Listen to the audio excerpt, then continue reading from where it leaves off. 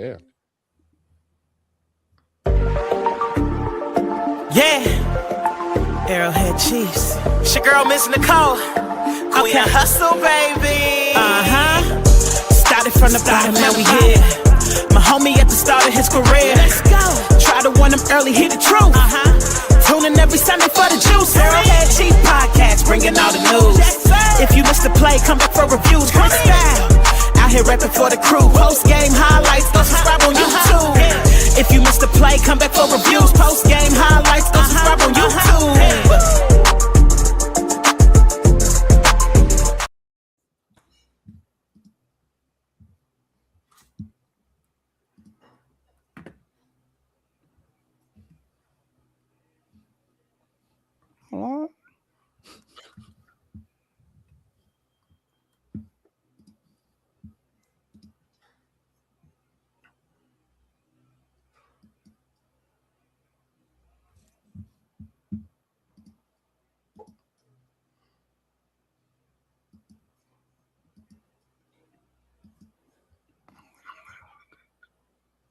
Why are we so quiet?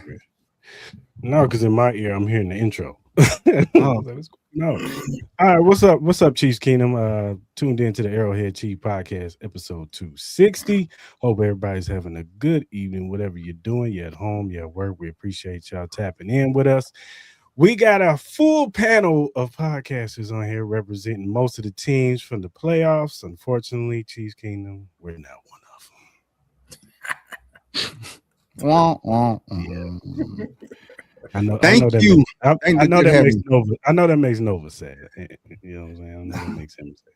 But no, for real, we got a full panel coming on to represent their teams. We figured we'd do something different. You know what I'm saying? We still love football over here. You know what I'm saying? Even though the Chiefs are not there, we still love football. We still love watching the playoffs. So I figured we figured we bring some people on to talk about their teams, talk about their confidence level going into the games, and their Super Bowl chances, and all that good stuff. So before we get into the show, I would like everybody to introduce themselves, starting with Gabby. Ladies first. Gabby, go ahead. That's very kind of you. My name is Gabby Maljanian. I'm a diehard Patriots and Boston sports everything fan. I host 2 podcasts related to Boston sports, and really excited to be on here to chat football with all of you. I'm so excited that playoffs are here. It's the best time of the year, so I'm definitely looking forward to it. Cool. Chief Briggs, go ahead and introduce yourself, sir.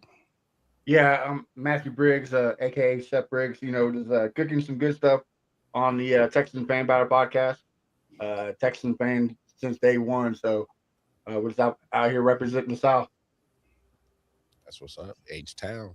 Good.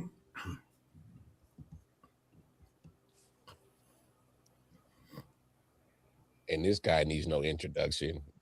Representing them Chargers, on the show been a couple of times. My man Nova, what's good? What you let the people know where they can find you, man? What it do? It's your boy DJ Nova Fresh, and I am representing Lightning Strike Charger Podcast, the Kings that are coming out of the West.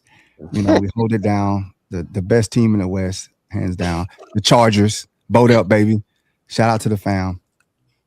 That's what's up. Got my main man representing Steel City, my man PT. Tell him what's good, man. Yo, this your boy Peyton Tom Blingo by PT, man, from the Real Leadership Podcast. We're the wild card in here, man, but we're the ones going to the Super Bowl. So as leadership go, man, I'm gonna go ahead and lead y'all to follow me. You know what I mean? Let's go. Oh man, of course.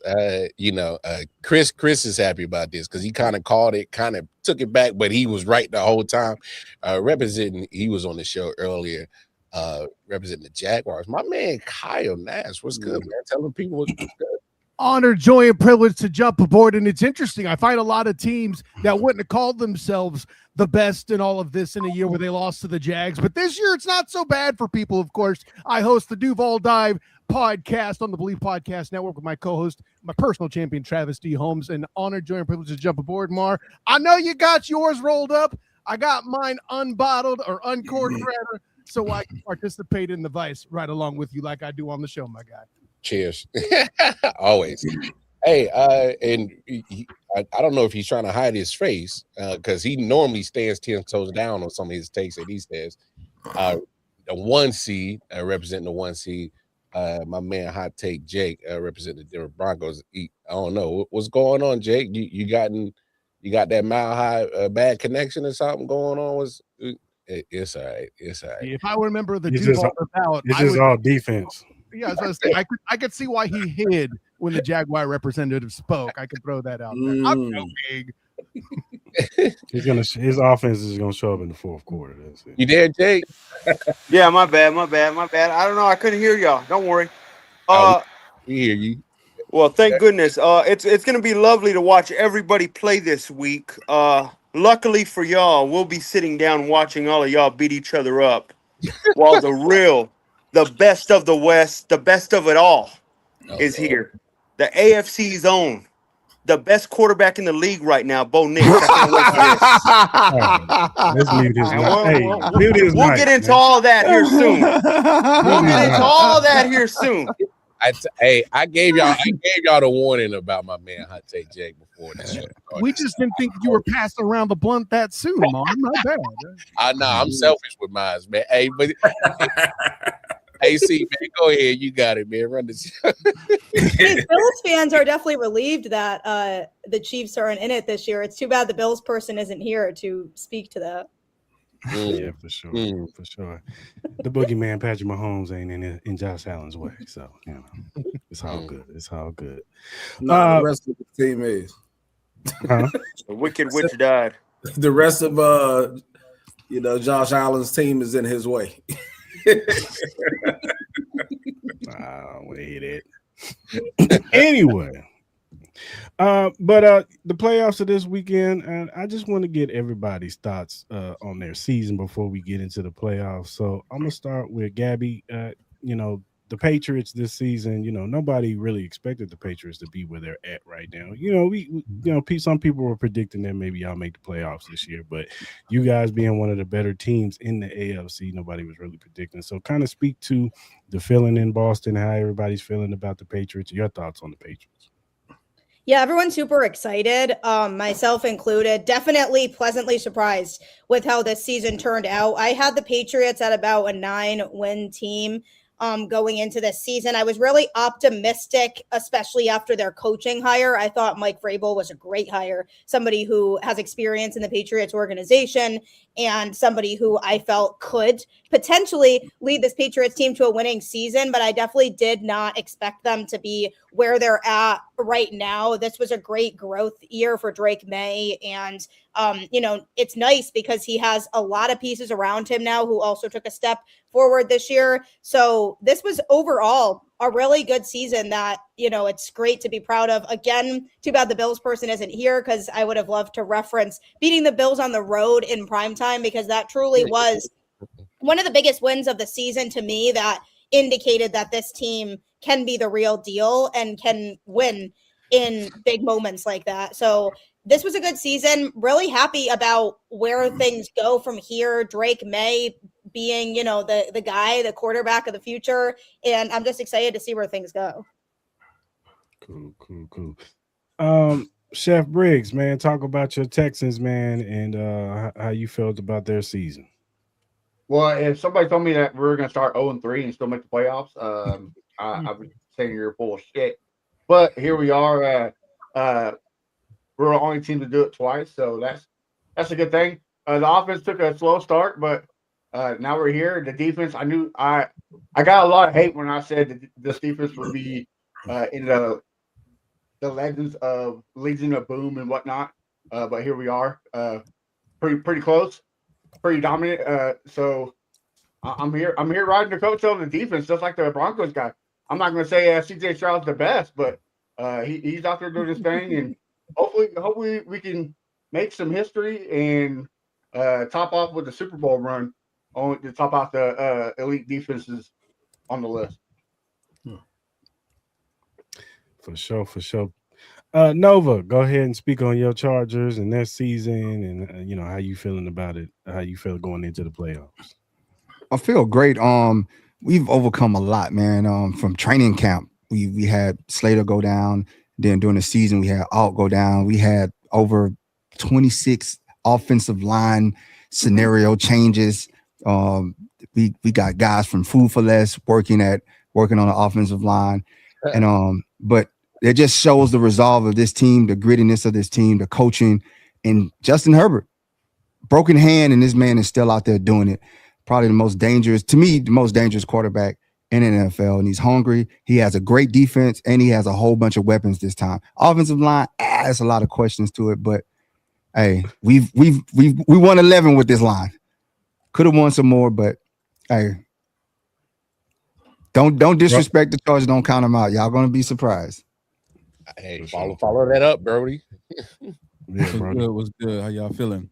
Good. I think for me with our Chargers, and that's been one of the impressive things is our rookie class that's been asked to do a lot immediately, but has stepped into that role. You look at Trey Harris, who's emerged one of our best blocking wide receivers. KLS has been making plays here and there when he gets the opportunity to do so. Rondé Gatson Jr., our tight end, has been phenomenal. And then obviously Amari Hampton, when healthy, has shown what he can do. So our rookies, if nothing else, RJ Mickens on the back end as well, have just shown that they're the future, and our future looks bright for our Chargers. So that's probably what I'm more impressed with our group is our rookie class. All right, Kyle, go ahead and let us know how you feeling with the Jaguars. What's going on in Duval? You know, the funniest thing is all people could talk about for the longest time was Duval. And I can do that impression that well because my hue is very similar to his. I said what I said, but the punchline to this, guys, nobody in their right mind saw 13 wins out of this crew. Heck, my most crackheadiest take in August was the Jags could win this division. No disrespect, Chef. I didn't think that the Texans were a bad team. I just saw an opportunity for a regression back to the mean. And in defense of CJ Stroud, he regressed back up to the mean as well later in the year. A bunch of respect for the Texans. Looking forward to you beating up on whoever you got in the first round and make it easier for the Jags to beat them in the future. That being said, this particular season could possibly be the best in Duval's history, and it's all from everybody involving the quarterback that everyone was sleeping on, who I said for years. And listen, if anybody's got a bad O-line situation this season, it's the Chargers. Before that, the Jags were the biggest problem, and it was before an injury took place. To see all the above go down is amazing. And well, by the way, that Hunter kid, he'll be back next year to make it even better if we want to talk future. I don't know how much more you can do for bulletin board material when you steal the Coach of the Year award away from Liam Cohen, but somebody's going to make that mistake. And I'll say this much to get it out of the way. No disrespect, Gabby, the actual MVP of the league is Justin Herbert, not Drake May. I said what I said. And I concur. PT, talk to us, man. The Steelers got in by a right kick. How you feeling? Hey, man, listen, it does what it do, baby. You know what I'm saying? We'll take that. But this is a typical Steelers season, right? Like we're gonna fight. Tom is gonna get over 500. We're gonna tinker about getting in or getting out. It's gonna take a what's my man Fichtner type kick from Ace Ventura, right? To the right. Like laces need to be out, right? But if you're telling, I knew we were going to be here, one of the top teams. We're catching on now, right? We got our 42-year-old quarterback with a broken left hand. We got no wide receivers. We have a defense that is suspect, but we still here, and we can still beat anyone, right? So I know New England sounds good, but we already beat you, New England, this year, right? And then for my Chargers, we call that Pittsburgh West. You know what I mean? We got more fans in our stand than they do when we come out there. Don't do that. And then for the Texans, there was a lot of people watching that L, though. It was a lot of Steelers fans watching that L. All right, we ain't had to go there, but yeah, that's fair. That's fair, right? And then for the Texans, we gonna see you Monday. right? So, if our 42-year-old quarterback could beat y'all, and we got DK back, the offense is suspect, the wide receivers, we are the team of the misfits kids, man. Like, our whole roster is made up of people who got kicked off of every other team.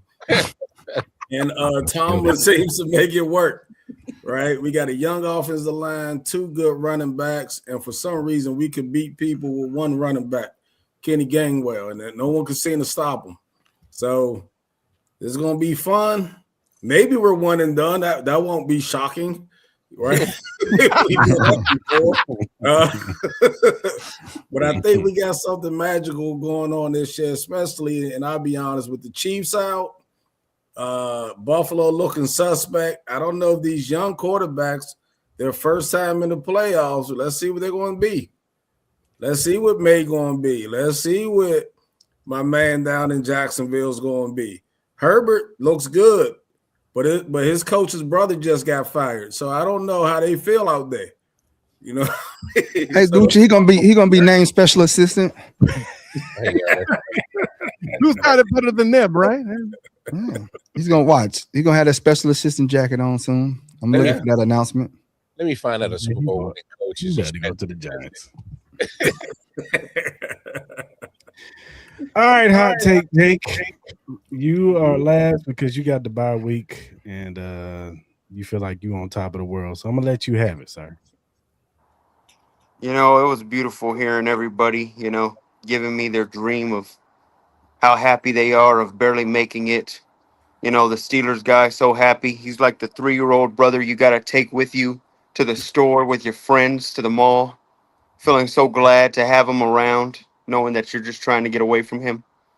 These Charger guys next to me that absolutely think that they look so happy when they have seen Justin Herbert time and time again lose in the first round and haven't yet won a playoff game. Those boys are scared shitless right now. Has Bo Nix won one? Has Bo Nix won one? This is Bo Nix's second season. I think Herbert's been in there about 10 years now. He ain't won one, 7. Hey, he ain't won one though. Let me tell you something. Texans, I give all the respect in the world, but CJ can't even save himself. The man gets hurt more than anybody. I don't know what's going on with that guy. Jacksonville, we owe you one, buddy. I'm letting you know now. We owe you one. We don't forget. Guys, there's one thing and there's one thing only we have to understand. There's one quarterback only in the AFC where you better have that damn 000 on the damn clock. Because if you don't, you're going to be scared out of your damn mind because you know why. Bo Nix is coming. And he always has. I don't know if you've seen it, but Bo Nix has the most come-from-behind victories this season. There's a reason why. Did he come from He behind? doesn't quit. He doesn't quit. No, he doesn't quit. And that's the one thing we got to understand. Did he come from behind week 3? This man didn't even throw a touchdown Sunday. Hold on. Sean Payton said it before the season that this team was the team to beat in the AFC. And here we are, crowned the number 1 seed for a damn reason. We beat the Wicked Witches, guys. You're welcome. We beat the Chiefs for y'all. You're welcome. We had to do what we had to do for y'all. We sent the Chiefs home for everybody. Oh, man, stop. I think Taylor Swift sent the Chiefs home for everybody. Their most saddest day was when they lost to Denver in Denver. That was when it was. Let me tell y'all something. This is Bo Nix's season. Sean Payton's about to show you why he's probably a top 3 head coach all time. And we're about to show everybody why this will be the year of the Broncos. I'm telling y'all right now, guys, we're watching history in the making. There's only one other guy that's done this before. One other guy. Russell Wilson did it, winning 24 games. This time, Bo Nix is 10 times better than that guy. Get ready. Get ready. Y'all on for a ride, a mile-high ride. Hey, and guess what? Everything is coming through Denver this year, guys. You got to go to the Mile High Massacre. Get ready. We pumped. I don't smoke, but I might want some of that, bro. Yeah, they got that Colorado weed, man. Like that's different. Maybe it's the altitude that got him high. I think we coming. Yeah, they got different. Hey, y'all better beat the Patriots because we see y'all next if y'all do. Y'all don't want that. Oh, Lord Jesus. I didn't realize that beating Patrick LaVon Mahomes II was supposed to be a ticket to the postseason. I mean, we did that over here on Monday night one time. I'm not, We started off the season in Brazil in the away game. On the world stage. Hey, y'all not gonna come in the house and You gonna just put your muddy feet all on our carpet and just talk about my boy. I did it with respect. I used the man's full legal name. I'm I not was talking throwing about that you, spec Kyle. on I'm talking about Nova and bro. They be getting slick with the words over here. I'm just saying, Jake threw it out there saying that they knocked over the kingdom. We started the downfall of the kingdom. We the first raiders of the kingdom. Come on, man. They lost to the Lions week 1 last year. They weren't worried about week 1 games. Are you guys allowed to use the word Raiders? I'm just asking. Nah. Absolutely not. Hey, that's one thing all 5 of us will agree on. Hey, bump them. But I will say this. What number does Bo Nix wear? What school did he transfer to try to be like who? He wants to be like Herbert. He wears 10 to be like Herbert. He went to Oregon to be like Herbert. He wanted to be drafted by the Broncos to be like Herbert. He ain't nothing like Herbert. This man just struggled. I know he's going to win a playoff game that's coming up He here. just struggled You're last damn week. right. He's going to go He opposite just struggled from Herbert. Sunday. He just struggled Sunday against the third stringers. He couldn't even throw a touchdown. You had your starters in there, and you couldn't even throw a touchdown against our third stringers, bro. That's crazy. Practice squad players. Sean's playing chess, not checkers. He knows he might see y'all again. Sean is a bounty. If Sean can't put hits on people, he ain't nothing, bro. What? If he can't put hits on people, he ain't nothing. This is coming from the same head coach that had to run away from the NCAA? That's the only way the Texans was taking out CJ Stroud and 30 hit. That's what I'm saying. That's his monker, and he got what? What's number 9? Uganda. What's his name? I'll be honest with you, Texans. Y'all were better off with Mills. CJ was trash. Hey, yo. Yeah, he must be high because that is wild. Wild. What? Mills came in. They won 3 straight right after that, didn't they? Beat the Jaguars in the 4th quarter. That's about it. Yeah. I mean, how far were you down in that 4th quarter? I forget, Chef. Was it 19? 26-10. Yeah, it was crazy. Yeah. Look at y'all with all your little baby quarterbacks out here, man. Talking all this craziness about what y'all think y'all might do. None of y'all are proven. Herbert been in the league for 40 years and can't win a game. They've been trying to build him to be the next Brady since he came in. What do you do? Nothing. Hold on. Right? What has the new Brady over there? What has Mushroom Aaron done in the last 5 years? Man, he was smoking mushrooms. Mushroom Aaron has been spaced out. Dodging that COVID vaccinated. Was Aaron Rodgers, huh? Here's the thing, though. We can't be talking about the Jets. We cannot talk about Aaron with the Jets. That's like talking about Jordan with the Wizards. This man at the Jets hiked the ball and was out. First play of the game, he was out. Yeah, he ain't been seen since. No, the whole team is out. The coach is out. Everybody's out from the Jets. There's like 2 people there from that second year from 2 years ago. Aaron's gonna quit. He's gonna quit in the playoffs. Hey, so I got a question for everybody. Obviously, this is an AFC panel.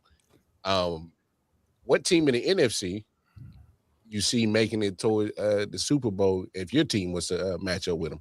It's either gonna be Seattle or on the Rams. Nova got it. Seattle and the Rams. Seattle look tough, man. Seattle look like a complete team, man. It's like Jackson Smith the Jig. I don't think nobody can stop him. They can't. And then they got a 2-headed monster at running back. Unless you got a PS2. Yeah, and then wherever the offense drops off, the defense picks up. That's all right. That's all right. Hot take, Jake. They'll just put him on Riley Moss. Don't worry. He coming right when you need him most. Don't you worry. Get ready for that. NFC wise, I don't know how we're sleeping on the. How are we not sleeping on the Eagles? What's going on? That's yeah. Philly looking just as good right at the right time. And I do not trust Sam Darnold. He is Justin Herbert of the NFC. I don't trust him. I'm just calling a spade a spade. Hasn't proven nothing. Hey, Eagles have been there, done that, right? Been there, done that. You still got Saquon. You still got the people. You still got dangerous. the players. They're still the Super Bowl champs. You still got to play to be the man. You got to beat the man. If they learn how to give Saquon that ball in his playoffs, that could be a problem. Don't worry, they get Their a freebie offensive against the line ain't the Niners. same. Everybody can run against him. Their offensive line ain't the same. And that I think Tua it's is gonna gonna be a work. Pennsylvania Super Bowl, personally. You know, Oh, God. great state of I Pennsylvania, won't man. watch that. Yeah. Well, you shouldn't. Just go hang I'll out go with to work. Mahomes I'm gonna go to and work that Taylor day. Swift. I'd rather watch Taylor Swift than to watch Pittsburgh Steelers trucking on in the Super Bowl getting trounced. Hey, don't be mad because we got the new GOAT on our team, man. You gonna get Who? that ring for us. I guess. Hey, Chef, who you think in the NFC comes out? What was that? Team in the NFC. Who you think comes out? Oh man, you gotta go with Seattle, or the Rams. I mean, they, like he said, the Seattle is the most complete team in the whole NFL. I mean, they got one of the best defenses and one of the best offenses. So, like I said, if the offense drops it, the defense is going to pick it up. Defense drops it, the offense is going to pick it up. You said the Eagles, but after last year, I mean, they fell out of the playoffs too.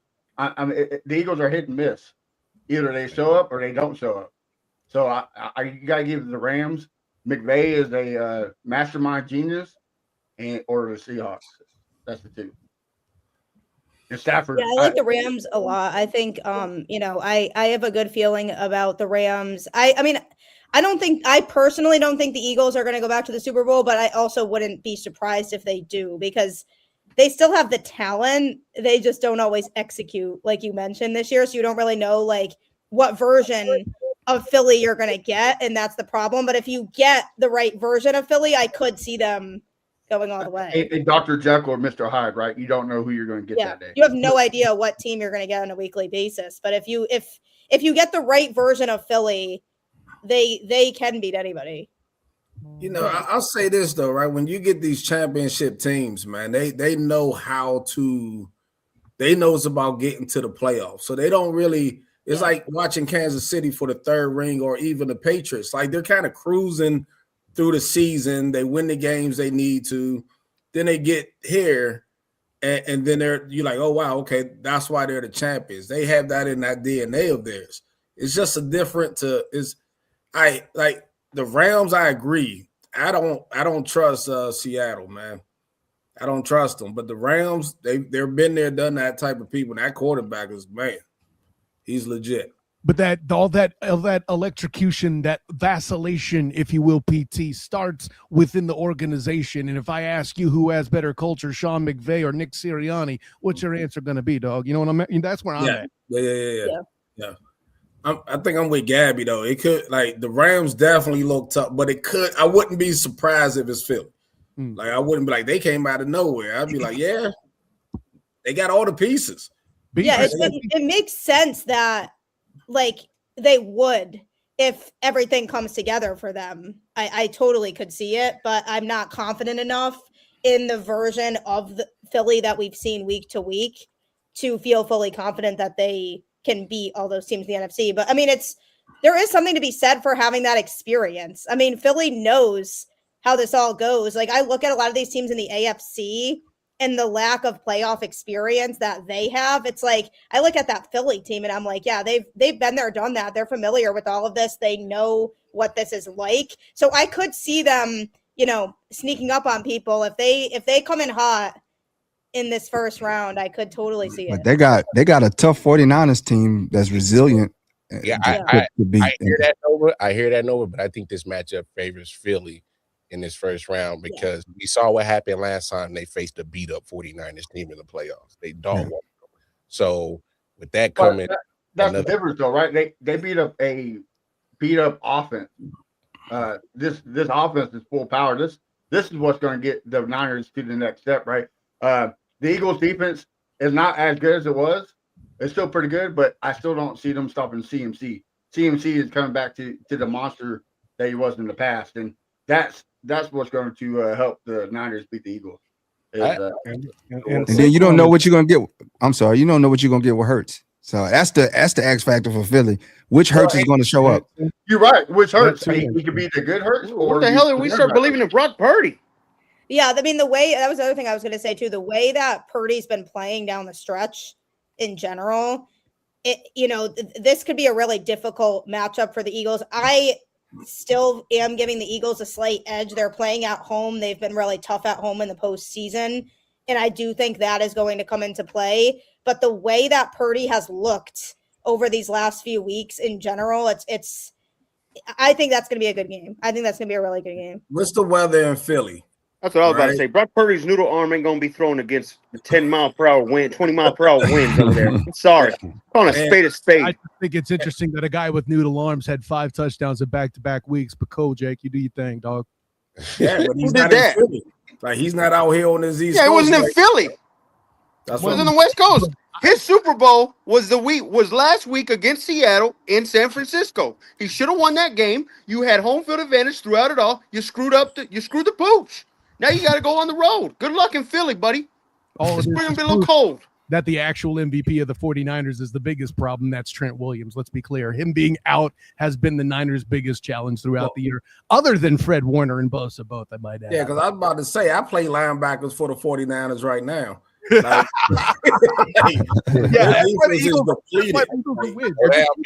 Slow down, dog. Yeah, that's all that. So their defense can't stop anybody, man. So my thing about the Eagles though is that they get figured out after a while. Their scheme is so plain, and it's just they may go up on you 21-0, and then next thing you know, they lose 28-21 because they get figured out. Their scheme is just so like plain. It's like, how many wins they got this year? How many wins do they have? They got 12, 13. Right? They not figured out that much. Yeah, like you can't call a 12-win team like, oh, people figured them out. And guess what? They didn't even give Saquon the ball that much this year. He got fresh legs. He ain't got fresh legs. He looked beat up and hurt. He banged ran up. for 2,000 yards the year before. He don't look the same. No. That was the difference in their offense last year. They was having these problems last year. A.J. Brown was on the sideline reading books. Reading the Bible. He wasn't getting the ball. He was doing the same thing the year that they won the Super Bowl. But the difference was that Saquon was just great. He was generational. This year, he has not been generational. That offensive line hasn't been the same because they have guys coming in and out. The tush push has been figured out. The referees are finally calling on that shit. So, well, you can go back to the scheme, and Nash can probably agree with me. Even there in Indianapolis, like Jonathan Taylor was killing it because they were giving him the ball. Same scheme. They quit giving the ball to Taylor. They quit giving the ball to Barkley. That's what's biting them in the tail end. They're taking their best player out of the equation, which makes no sense. And both Steichen and Sirianni does the same thing. It's just great. If you have workhorse like that, you got to feed them. Hey. All right. On a scale of 1 to 10, what is y'all confidence level going into the playoffs? I'm gonna start with Gabby. Oh gosh, I would say like 7. Mm-hmm. Yeah, I mean, because this is very easily could go 2 very different ways for the Patriots, because obviously we have yet to see this team in a playoff environment, and how is Drake May going to perform in that type of environment? Obviously, like I mentioned earlier, he has shown that he can win in prime time, win big games, but I am curious to see how that changes in the playoffs. They are playing a Chargers team that is coming into Foxborough where it's going to be freezing. And so that's definitely a factor to consider in all of this, I think, too. The Chargers offensive line right now is banged up. So that's something that I think the Patriots can take advantage of in this game early. Gabby, not to interrupt you. Who's got house money? Don't y'all got house money? Y'all got the house money, right? Herbert's got all the pressure, right? Well, that's another thing too. Better add that in there also. That's another thing I was going to bring up as well. But if the Patriots can get the run game established early, I think they have a really good shot in this game. They're playing without expectations, because to me, this wasn't even going to be a playoff team this year. Yep. So if you think about where this Patriots team is at, this season was a success for them no matter what happens from here. this season was going to look back on and be like, all right, we have a great future. A lot of young players that stepped up this year, and that's really exciting. Drake May getting playoff exposure is a huge win. So the pressure and them being able to play without feeling that added pressure, I do think is going to be a factor in this game as well. I do like our chances. The Chargers, I will say, was the team that I did want to draw. I had no interest in playing Buffalo again, like zero. So, when we're looking at the other teams that they could have played, I think this is a winnable matchup. I do trust Mike Vrabel. I trust, overall what the Patriots have going. If they lose this game, I think those nerves and the inexperience that this team has with just overall being really young is going to be a big factor in that for sure. But I think overall, when you look at where these two teams are at right now and what the Patriots have done well this year, if they can, lean into that, I think that they have a good shot. For sure. Nova and Brody, give us your confidence level for your Chargers. I'm gonna go 9, and the reason why I won't go 10 is Greg Roman. It's not even the offensive line, right? It's Greg Roman. What is he going to do for us? Is he going to come out and call a hell of a game? That's the big question for me. That's the only drawback. I would go 10 if Greg Roman was consistent with his play calling. That's why I'm at a 9. Because the defense, we're sound. Them boys is hungry. They're hitter. She said the freezing weather. We went to Denver. We went to Kansas City. I mean, they're not scared of no weather. I'm scared of Greg Roman. That's what I'm scared of. I'm not even scared of the offensive line because we can move the ball. It goes down to what does Greg Roman do inside the 30? And that's been my whole issue this whole year. What does Greg Roman do inside the 30? What you got, Brody? My confidence level is a 8. I think smart move by us. Obviously, we benched Herbert last week, so you get a fresh version of him, fresh version of Hampton, and a fresh version of a whole lot of dogs that was on defense. We sat most of them in Sunday's game against the Broncos. So I look for our defense to really, really cause havoc, and for all the, we've been underdogs all year, so I don't think the pressure is really on us because while we're in this chat, we can be like, oh, like nobody. We're not expecting, the Patriots to win, but you are the number 1 seed. You are the higher seed or whatever. So the expectation is for you to have that home field advantage and do what you're supposed to do.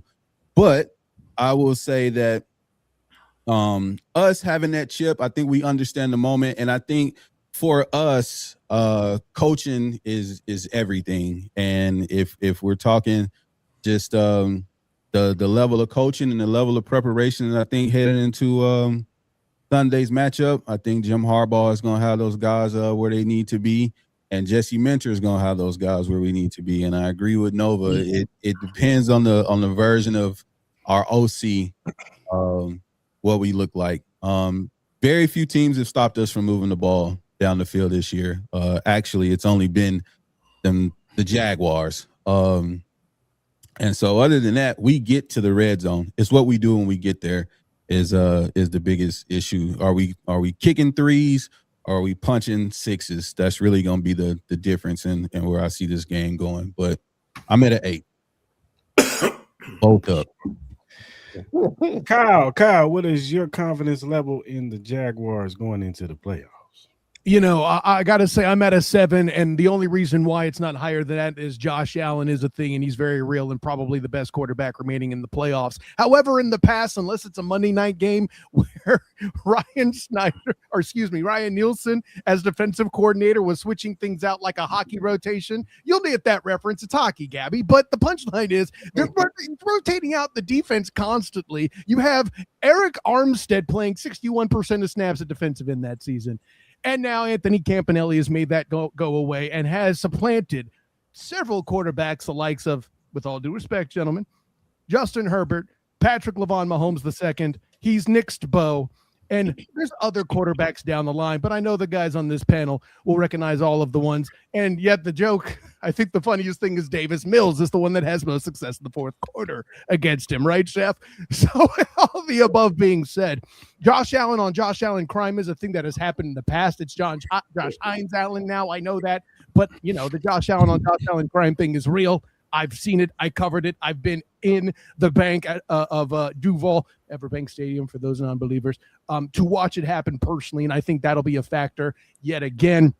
22 interceptions on the year, ladies and gentlemen. That is most in franchise history and tied for an NFL record. I think Josh Allen, the quarterback, makes one more of those happen at least. And then Trevor Lawrence has been playing the way that he's never played before. It's very fascinating to see. And people laughed when I suggested that it might be the fault of him being mired in Urban's coaching in literally one of the worst NFL coaching efforts of all time, and then followed up by Doug Peterson, who forgot he didn't have 3 Hall of Famers on the offensive line anymore to bail him out.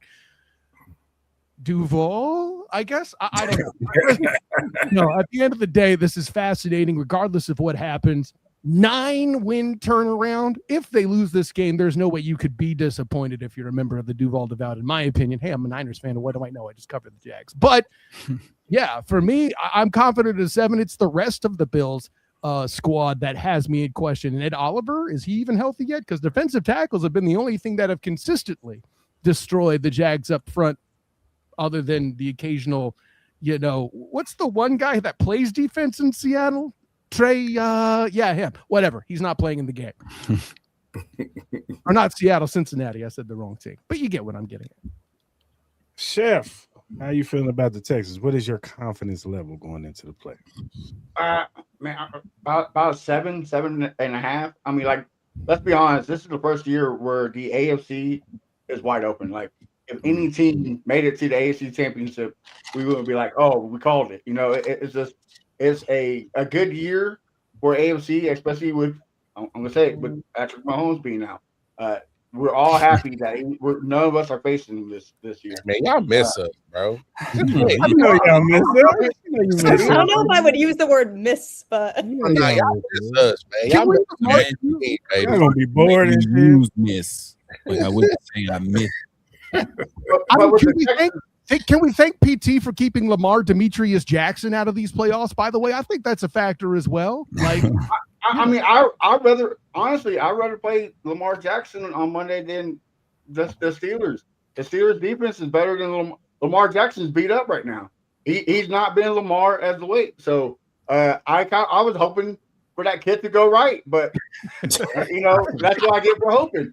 But no, for the Texans, the only thing that concerns me is kind of like the Chargers is we rely on field goals way too much. Our red zone offense is terrible, and that falls on the first-time OC not Bobby Slowick, but Nick Caley. So it just concerns me. Coleridge, Bernard, Stroud III is finally heating up, so that is a good thing. But the great thing is we got all pros all over the defense. And that's what we're riding to this playoffs. But when it comes against the Steelers, we just rattle Aaron Rodgers, and we've seen what happens when he gets rattled. He freezes, he makes mistakes, and the Texans are great at capitalizing mistakes. So that's what we got to do this whole playoffs.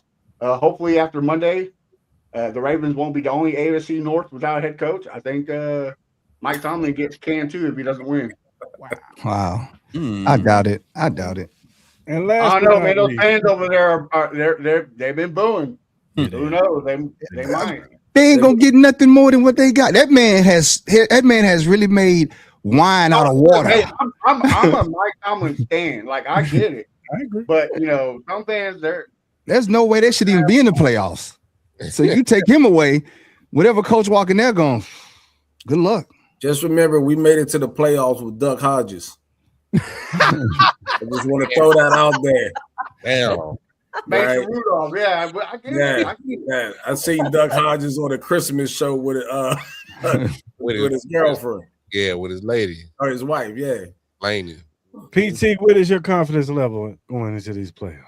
I'll be honest, it's about a 5, but it's raising to a 6 as we talk, right? Because I just Googled the weather, and unlike some of the other teams that are out here on the East Coast, up in Buffalo, it's 45 degrees. Those West Coast boys could deal with 45.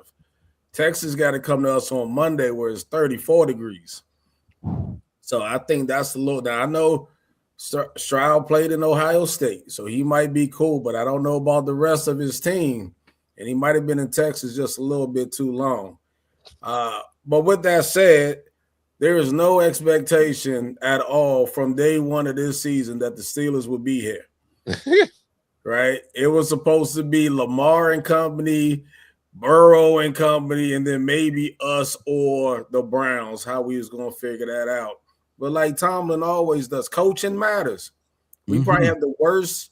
We probably have the worst roster amongst the remaining AFC teams. Yeah, I got a 2-time MVP player, but he's 42 years old. We're just getting the guy back. My defensive end, why? He just had lung surgery. Right, we're on our 3rd left tackle, and we got 2 running backs that are under the height of 5'9". And for some reason, and we finally get our wide receiver back who likes to punch fans. So for some reason, we just keep winning. We keep the game dirty, we keep it close, and then we wait for that defense to make a play, or we wait for something to take place. And that's how we kind of been moving along. But here's the deal: we can't let them get ahead of us by 14 points. Right, we're not really built for that. So we can keep them 10-3-0, 10-7 in that realm, that fourth quarter. Because if you look at the third quarter stats, we put up probably the most points in the third quarter than any team in the NFL this year. And that's so, Texas-wise, that's what quarter they give up the most points in the third quarter. Yeah, so we sucked the first 2 quarters. Aaron got to get loose. We got to put that oil in them, loosen them up a little bit, right? And then once he gets going after halftime, he knows how to run. And with DK back, now we got the one thing we do have is all veteran receivers. So they know where to be, how to run the routes. You're going to have to put 2 or 3 on DK, which opens the door for other things. And Aaron gets that ball out of his hands pretty quick. So we definitely have an opportunity, but kind of like you said, for the first time in a long time, anyone could win. How do you feel about that defense? Our defense is hit and miss, right? You are. It just depends on how they play. We're going to give up a play. Like that's a given. We're going to look and be like, he was wide open. We don't know how that happened. And then, Terrell Austin, he's going to start blitzing. We're going to go after Stroud, right? We have our front 7 is dominant, and Hayward is playing like he's 28, 27. And with our rookie guy that we have a good front, and then we have those edge rushers, and we got 4 of them. So that makes it tough for as long as he has to get that ball out quick, we have an opportunity. If he has time to sit back there, our corners are trash. And well, really, because they're all 42 years old, they're all has-beens, right? Like everyone we had, we heard about them in in 2008, right? But I think we're in the game, right? Like we're here to play, and I think we can. And my coach is his coach's mentor, so let's see what happens there when the student comes back to the teacher, and let's see how that operates.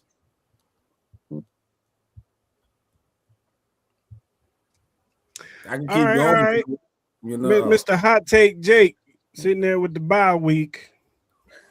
What's your confidence level? You already know what he's going to say. He's going to say he's a 10. I was going to say he's like a 12 out of 10. Perfect 10. Hey, we feel so great, guys. Let me explain something to y'all. Sean Payton had something said at the very beginning of the year. He said we had 3 things to do this, 3 goals: win the division, win the AFC, and win the Super Bowl. We've done 2 of the 3 now. So now we got 1 goal left. It's time to finish the job. Guys, do y'all not understand a dynasty is being built right before your very eyes? Let me understand something for y'all. Do y'all know the highest paid player on our team is still Russell Damn Wilson? You do know his books finally come off next year, right? Sean Payton is doing this with a bunch of guys that ain't even supposed to be here right now. This is what we're doing. We're doing this with paying another quarterback who practically is sitting on the bench for Jackson Dart's sorry ass. We're over there paying his ass to sit there. That's what we're doing. And Bo Nix is looking like John Elway himself. So I can't wait to see what happens here soon. You really disrespected, man. Wow. Hold on. Oh my God. Of all people, Jake, why? How could you say that? That doesn't. No. Because did you not see his fourth quarter comebacks this year? Come on now. Second off, remember you guys, only get comebacks because you're losing. On their way of rolling in his man, office. if this guy don't stop, Aaron Rodgers better retire. Don't do it. As I was saying, being really interrupted. As I was saying, just messing with you, man. As I was saying though, Bo Nix is coming for a crown. Remember, guys, this guy was the last pick in that 2023 draft. Is that not embarrassing as well? Oh no, 24. Was that not embarrassing? Seeing Michael Penix get picked before him? Come on, man. JJ McCarthy? You got that idiot, the guy that paints his nails, getting picked before him? You got the gall, the audacity to do that? This is revenge for everybody in the NFL that thought they had a QB, and Bo Nix, the mother trucking fix is here. I can't wait. And it's going to be beautiful, guys, because we're going to do it one by one. Sean Payton said it best right now. We got 2 home games. 2 home games, and we're in the Super Bowl. 2. So, guys, buckle up your chin straps. Boy, you better get some oxygen tanks all over your damn sidelines because you're going to be breathing hard by the second damn quarter. It's about to get ugly in the Mile High Massacre. You're damn right. We're a 10 out of 10 right now, guys. We're a 10 out of 10. Bo Nix the fix. We're going. It's Super Bowl time. Super Bowl goals. We here. Mara, you remember it? We were talking about it in August. We're talking about it in August on here. Second easiest schedule in football. Second easiest schedule in football. Concerns, Jake, you like no Second concerns easiest at all. schedule in football. 11 wins by 1 point, 1 score. Mere bag of shells. That's wild. I think you're eating bark with my quarterback, man. Like We're going crazy, man. We're about to go crazy. Can't wait. Yeah, they're not microdosing. They're taking the whole cab of the like, crazy. Jake, I know you're catching heck, but I will give you credit. I can only imagine how motivated Nix is seeing those other guys having gone ahead of him and him having the opportunity he does now. That Elway stuff was a bit much, but you do have me won over with that point. I'll give you that much credit. He could be very well the best quarterback to ever step foot on the Denver Broncos football See, field. you went back and you went out there again. See, Jake, I thought we were getting meet in the middle here, man. What's up, bro? Come on. Well, hold on. Yeah, I'll tell y'all. Let me tell y'all this too. And I've emailed, and I'll show y'all the emails when I get a chance. I've emailed Sean Payton. As long as we make the Super Bowl, do not wear damn orange in the bowl. We've gotten our asses whooped every time we've worn orange in the Super Bowl. Put on blue or put on white. We're not putting on orange. Bo Nix will have himself a very early ring. And guys, we got a dynasty coming in the making. I can't wait. But let's talk about this, right? Now Sean Payton ain't the best coach. I mean, how many Super Bowl rings Sean Payton had? Yo, I don't like this. How many times has Sean Payton been to a Super Bowl? You know what's sad to me? And I want to add this in real quick. Yes, sir. Steeler fans my whole life used to tell me that they had the most Super Bowl rings. And now they brag to me that they have a better overall record of 500 every year. That's what I've been hearing the past few years with the Steelers. Come on, man. Mike Tomlin should have been fired ages ago. Sean Payton's about to show you why he's what. No head coach has ever won 2 Super Bowls with 2 different teams. Sean Payton's about to be the first, guys. Y'all get ready. And see, that's the problem right there. He barely won one with the team he had, right? Like, yeah, bum ass Drew Brees. He overhyped him. Whoa, my baby God. Drew Brees on your team now? No, guys. Come on, guys. Bo Drew Nix Brees is ain't one of the most overrated quarterbacks of He that wishes he generation. had Drew Brees right now. Yeah, let me take my hiss. Yeah, this is like a Scooby-Doo episode. If you take Bo Nix's face off, it's Drew Brees. Yeah, whatever. Like whatever little credibility you had with people is gone. Think about this. Drew Brees is overrated. A quarterback that's under 6 foot that passed for multiple 5,000 yard seasons, multiple 50 TD yard seasons, won a Super Bowl. This dude is no float. That you don't get that. You of all people should be accepting it with me because you saw how ass he was with the Chargers. Not only that, whenever Sean Payton left, what are you talking about? He didn't look good. Come on, that's why I moved on to Phillip Rivers so fast. No, they ran into a situation where he got hurt in an injury that they told him that he was never going to recover from, so they moved on from him. He failed the physical in Miami when they were. Absolutely. I want to add this in also. Remember, y'all were making fun of Sean Payton whenever he did that bounty gate. Look up that year, the second he had to be absent.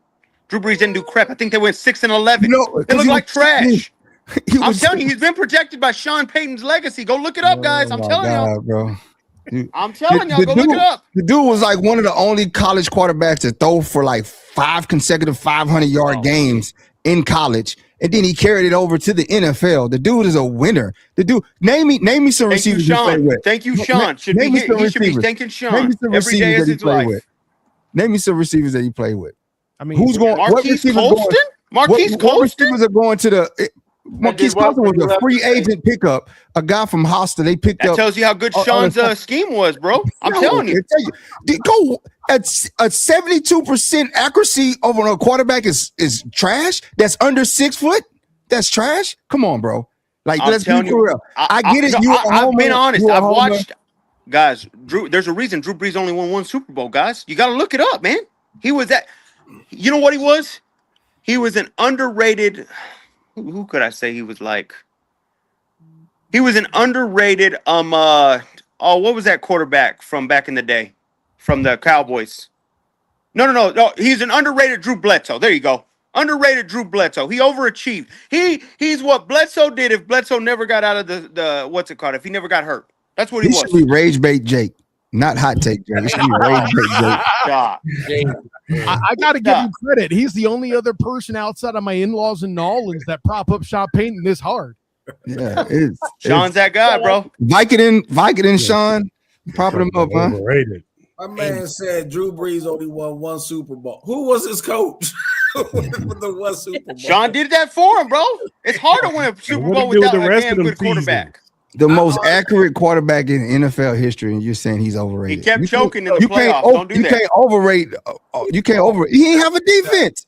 He had the best defense he had is when he went to the Super Bowl. The only time he had Nova was when he went to the Super Bowl.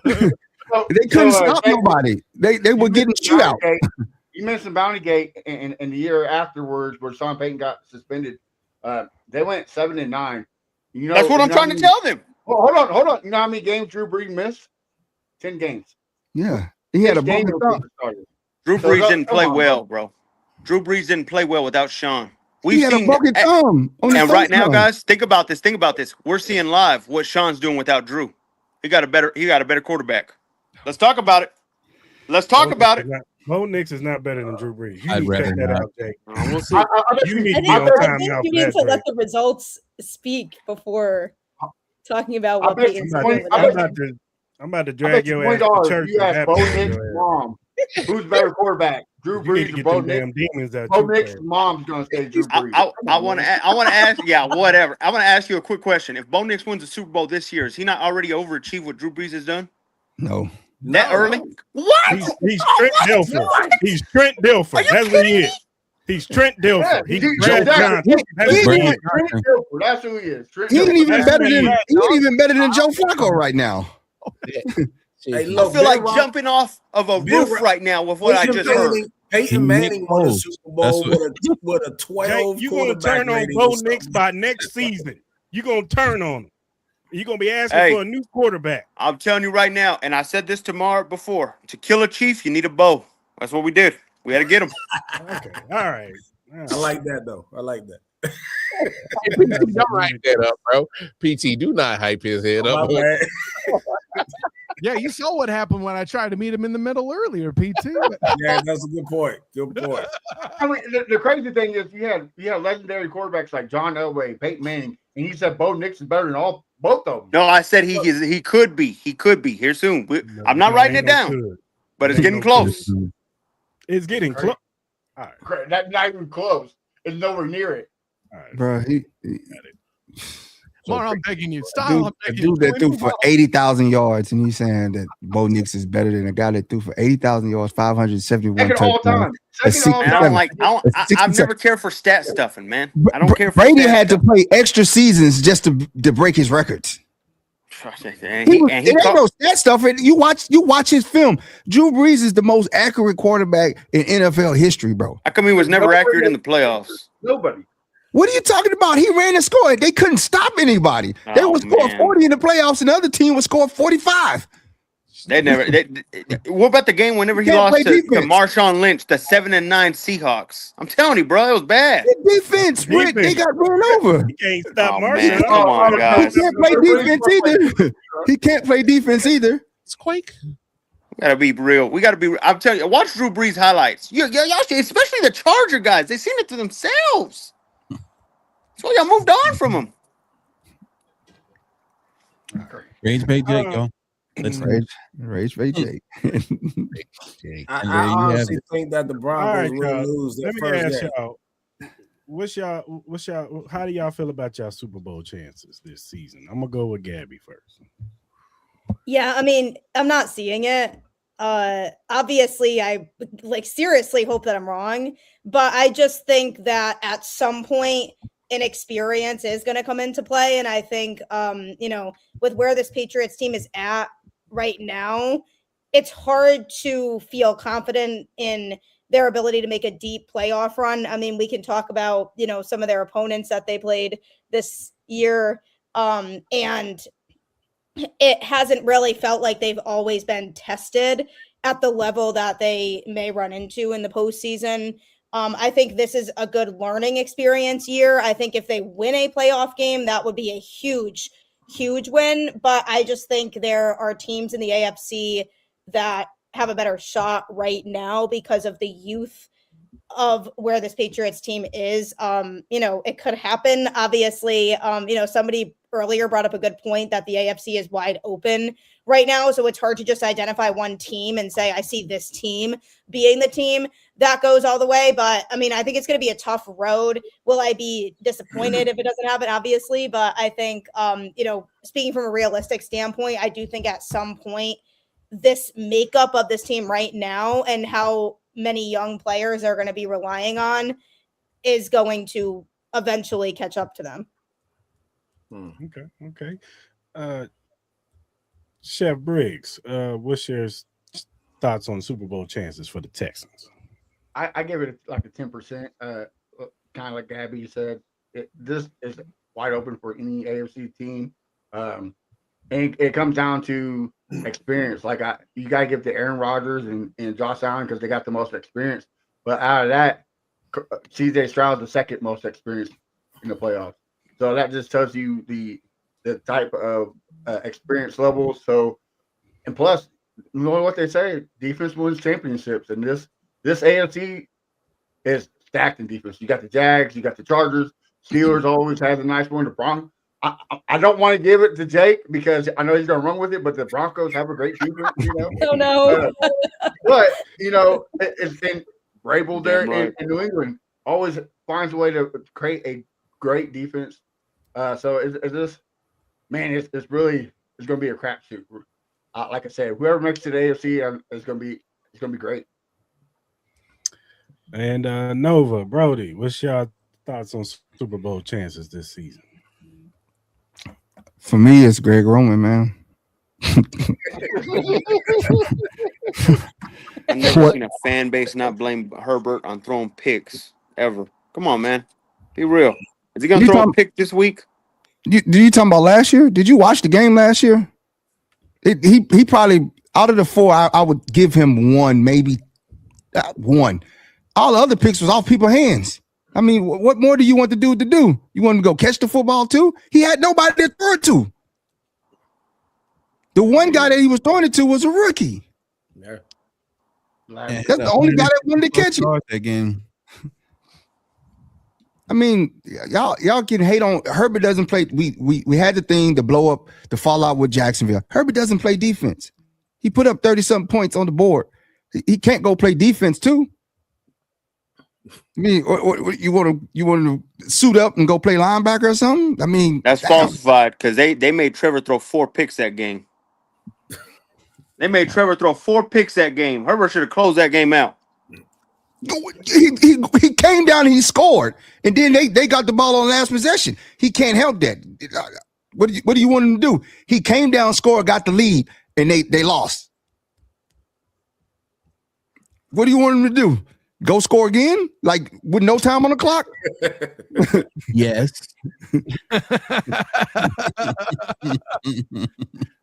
I gotta see it. I can't wait to hear it.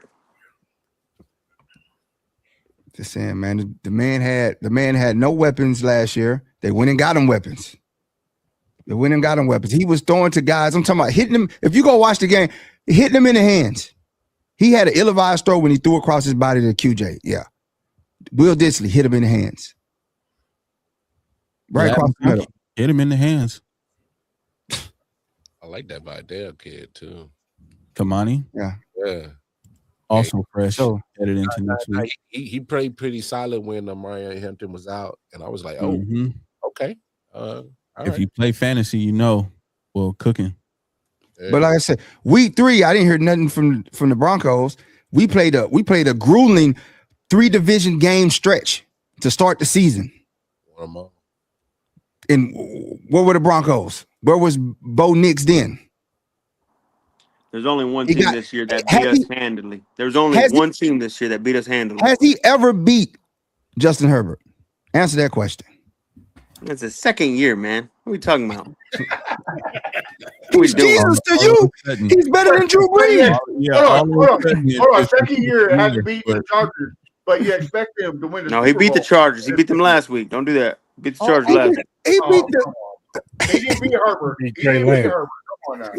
On his 17. No, but why are you mad? He just said Herbert's better than Drew Brees, right? No, he said Nix is better than. He said Nix is better than Drew Brees. If Knicks would win a championship this year, that would really put him above. Yes, it would. No, it wouldn't, bro. This dude, you got 80,000 yards to go accomplish, and there ain't no 80,000 fluke yards. he's Nick Foles. That's what he be. So y'all confident for the Super Bowl? Y'all confident? Both Chargers fans? Santa Clara Chowder, what they call me. All right. Don't meet me there, beat me there. What are you talking about? Going down in the Bay. Y'all, you got to remember, y'all won 11 games by 1 score, bro. You 45 yards to Justin Fields, and they almost beat y'all, the Jets. And you want to sit over here and talk about Bo Nix didn't Barely even beat against Chris the third Oladokun. string. The practice squad. We called Marcus May just came off the street. Marcus May haven't even played all year. And he was playing Resilient. defense. That's what I'm hearing. Resilient. He was I playing love that. defense. Y'all That's didn't a even resilient score. team right there. You had your starters and you didn't score against a third string and practice squad Chargers defense. I mean, we ain't showing we're not showing our hand right now in week 18. How do you not? You don't have to show your hand. If it's your starters and these are guys that just came off the street. I've never hated on Jim Harbaugh's defensive scheme. He's got a good defensive scheme. Mentor sitting up there he called blitzes from the linebacker. We haven't done it all year. We blitz. We sent extra people at you to give you time to throw, and you still. Come on, bro. Come on. We rushing linebackers at you. I know y'all ready to see us, but y'all got to worry about New England first. We're gonna sit there and watch y'all. We're gonna sit back and watch y'all, but y'all go worry about New England first. A time will be had. Kyle. What's your? You better be praying. You better be praying that we don't make it up out of Foxborough. You better be praying. He will be. I'm going to need popcorn between y'all two if that doesn't. No, but listen, man, with this particular set of AFC playoffs, I mean, it's been said time and again that it's wide open. And to be honest, I've heard so much about experience at this point. I might even claim it's a little overrated, especially with this group, right? Defense wins championships. This is what makes the Texans credible for sure. A great quarterback wins championships. This is what makes the Chargers somewhat credible. And defense also for the Broncos. I don't want to disrespect them. I don't mean to set off Jay. And quarterback too. A defense wins championships. You can nix Bo. We're moving on from that. I will keep making that pun, sir. Moving on. So no, but here's the thing. When I'm learning about coaching experiences, it's so valuable that it either gets you fired or has people talking about you fired because you win too much. But enough about the Ravens and the Steelers. At day's end, what makes the Jags unique compared to the other guys in their Super Bowl chances, which it still feels weird thinking they have a 30 or 40% chance with this particular draw, is I would argue they're the most balanced team right now, how they're playing. Raise your hand if you have a kicker that hit one from over 67 yards. Keep them down. We know you don't have it, right? And Cam has just made more than just a little bit of a difference, okay? This defense, again, we mentioned all the interceptions. I know they don't get a lot of sacks. That's accurate. I've made jokes about Josh Hines-Allen being pressures man at the new superhero. Thing is, they picking the ball off, though. So that kind of makes up for it. That makes the difference there, too. You can't make mistakes. I saw it in the comments earlier. The Jags have lived on their defense, and certainly beating Patrick Mahomes II. If I were Mar in style, I would say you all wouldn't have won if it wasn't for your defense. It was a 14-point swing. You're completely accurate, right? But Trevor Lawrence playing the way he's playing with Brian Thomas Jr., who I was told is now a bust after the way he started the game. Don't worry, his mental issues with drop seems to have gone away. Travis Hunter is hurt. And none of you all, with all due respect, probably ever heard of Parker Washington. And the only reason I have is because I've been covering the Jags for 3 years, okay? And he's averaging 100 yards the past 3 games. I know you know who he is, Jake. He's the one that talked about being out of breath because of all the running he had to do from all the passes he caught. Goodness gracious, Mile High is real. I'm not even joking about that. The altitude matters. That might be the best home field advantage on this panel, and it's a reason why you guys may make the Super Bowl. But it feels so weird saying Duval has a good chance to make it there, and yet and you forgot Jacoby Myers. Of course, Jacoby Myers, the big pickup. I was trying not to mention a Raider here on the show, but he's not one anymore, so I guess it's allowed. Yeah, don't worry. Omar's listening. Got him back on track. You're absolutely right, Chef. All right, PT. What are your thoughts on the Super Bowl for the Steelers? Man, we're about a 6. Right, but that could move tomorrow. That might be a 3, then go back up to a 9, then land somewhere on the 6 again. Right, we're just all over the map. But here's the thing, though. Right, I want to read something to you real quick because I just googled it. I'm gonna list the last 7 teams that won the Super Bowl. Right, Philadelphia, New England, Kansas City, Tampa Bay, Rams, Kansas City, Philadelphia. Those are experienced coaches and experienced quarterbacks that have won the past. And we can keep going. There is not a list. There's not a Super Bowl winner here who has a new coach and a young quarterback who are winning Super Bowls, right? So I'm going to go ahead and get the Texans up out of here. I'm gonna get the Jaguars up out of here. I'm gonna get New England up out of here, and I'll keep the Chargers, and I'll keep the Steelers, and I'll keep Denver because they have a senior coach with a young quarterback, so that could happen. The rest of y'all, and then I keep, of course, Tomlin with my 42-year-old quarterback who also fits that mold. Now, the best way to predict the future is seeing the past, right? And we thought Jalen Daniels was going to do it last year, and they folded in a championship game, right? Too young with a young coach, didn't make it, right? And who won? Philly, with the team that already has, with the coach already had another Super Bowl, right? Or a team that won a Super Bowl not too long ago. So I think we're in it. I'll be honest, the only team that I really worry about, and it is simply because I've been to Denver and the altitude is real. If you walk up those steps, you are out of breath. Yeah. Right? You were like, what the hell? I thought I was in shape. Now for Denver. Top too. Right? Now the team that could take Denver out is the Chargers, right? They're used to that. I think they're used to that. I think they're used to that mile high thing, right? Division. But if Denver loses and anyone has to come back out east from the west, that's going to be complicated as the winter comes along. So if New England can get through it, New England's tough to play in the winter. Right? That is I don't care who you are. I don't care where you lived or where you've been. That's just tough. That's what I'm saying. Yeah. Yeah, and I'm from Pittsburgh, and I know we get winters, but god dang it, I don't want to go to New England. You know what I mean? Especially you catch a football. You know what I'm saying? So I think it's wide open. I think we're in the mix as well as anybody else. I think the youngness of a lot of these teams will get them, but it really comes down to where they play and where they go. If the Chargers got to come out east, I think that's going to be a problem. But they got to get, but New England, this is the time to get New England when it's 45 degrees out there.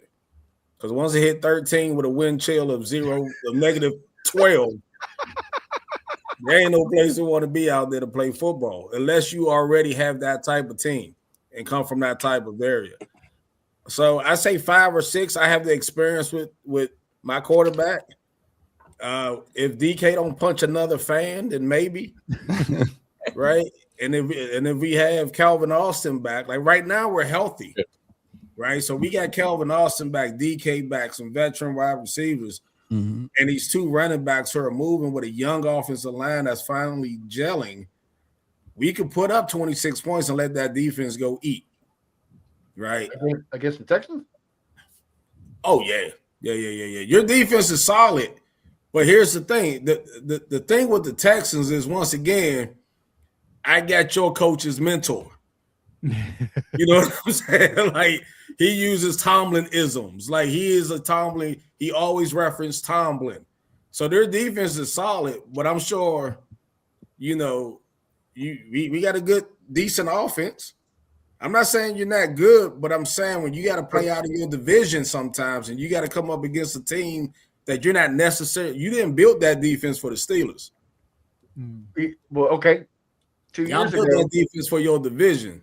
Well, PT, may I ask a question? Because you make a great point about coaching and experience and all things being equal. I highly agree with you. Yeah, that's all we have, bro. That's all I have. But, well, and that's the thing. I believe everybody else on this panel has somebody who has been at least talked about as a coach of the year candidate, and your coach is talking about getting fired. The fans went on fire because Oh, of the spirit. I don't want to fight either. I just wanted to make the joke. So the thing is, right, when you're a Steeler fan, man, you got to remember we haven't had a loser. We like Super Bowls. Like we're not happy with just getting to the playoffs. Like most of the teams here are just happy, like, man, we finally made the playoffs, right? We're always in the playoff race, right? So that's that. So we're not happy. We don't care about the playoffs. We care about Super Bowl rings, right? And what we're mad about is that New England got one more than us. So we got to go get that, right? So that's kind of where the Steelers is. And they call him average Mike, but but we're always in the mix. 19 years, not a losing season. Average. 2 Super Bowl appearances, 1 Super Bowl win, 1 loss against who? Aaron freaking Rodgers, right? And now we have this team with no Lamar. All of the big quarterbacks are really out. We got some young players, but we don't know who they are yet, right? Because, they beat up on some sorry teams throughout the year and they look good, but now we're good on good. So now what can we do when you're good on good? All right. Well, I got here to check. You said beat up on some sorry teams. The Texans had the 3rd hardest schedule in whole NFL, and they won 12 games. So, I mean that's pretty good, especially being 0-3. And then you said that the Steelers are going to drop 28. Only 2 teams have done that, and that's the Jaguars and the Seahawks. So to say that 42-year-old Aaron Rodgers is going to throw 28 is that's gonna be crazy. That's going to be a hard stretch. Well, also you're right. Mike Tomlin is, and if you watch my show, I'd say DeMeco Ryans is my Mike Tomlin. He's my forever coach. I think he's going to stay here. And you talk about inexperience, but name me another coach in his first 3 years made the playoffs. There's only one. That's DeMeco Ryans. So he's setting the new trend. Hold on, say that again. A coach in his first 3 years that made the playoffs? What's that? You say name a coach who in his first 3 years made the playoffs? Yes. Tomlin. Well, with a rookie quarterback. Oh, okay. CJ Stroud was only one. But also, D'Amico Ryans has the best defense since 2009, since stats-wise. So right. it's going to be hard to say that we're going to beat the Texans by putting up 28 points. Look, I think y'all could have a chance to beat the Texans because of one reason, and you already said it, Mike Tomlin. That's the same way last year in the playoffs, the Texans are the only team in NFL history to be outgained by 100 yards and still lose the game. Now it's to the Chiefs. And why we lose is not because of the way we played, it's because we got out-coached. And that's because Andy Reid. So if the Texans are going to get beat, it's because we got out-coached. And I don't know, man. It's going to be tough. It's going to be a good game. I know that for sure. Yeah, I think so too. But I also will just throw out there, if the Colts didn't get, Daniel Jones hurt, are y'all here? Yeah. I don't know. Daniel Jones was getting figured out. Well, what MVP talk. That shit started stopping. He started turning to Daniel Jones and turning the ball over. Jonathan Taylor was still getting 200 yards rushing. And they started figuring out, stop Jonathan Taylor and put the ball in Daniel Jones' hands. And what'd he do with it? He throw it to the other team. I think they was 8-3 when he got hurt. 8-2. 8-2. And then they started getting figured out. Trust me. But the Texans beat Daniel Jones and the Colts. So regardless, didn't your team beat them? Y'all put the formula out there. PT, what you talking about? Sitting up there champion Daniel Jones. No, I'm just saying, thinking division type stuff, right? I mean, let's be careful about bragging about beating the Colts, Chef.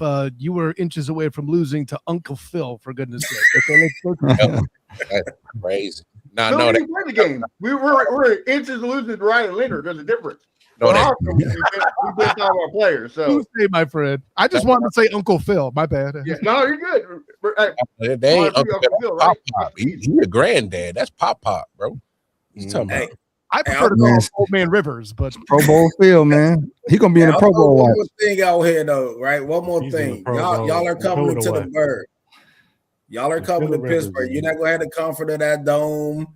You ain't gonna have that nice turf. Right? It's the weather and the dome, but also I got Tommy Fairbairn.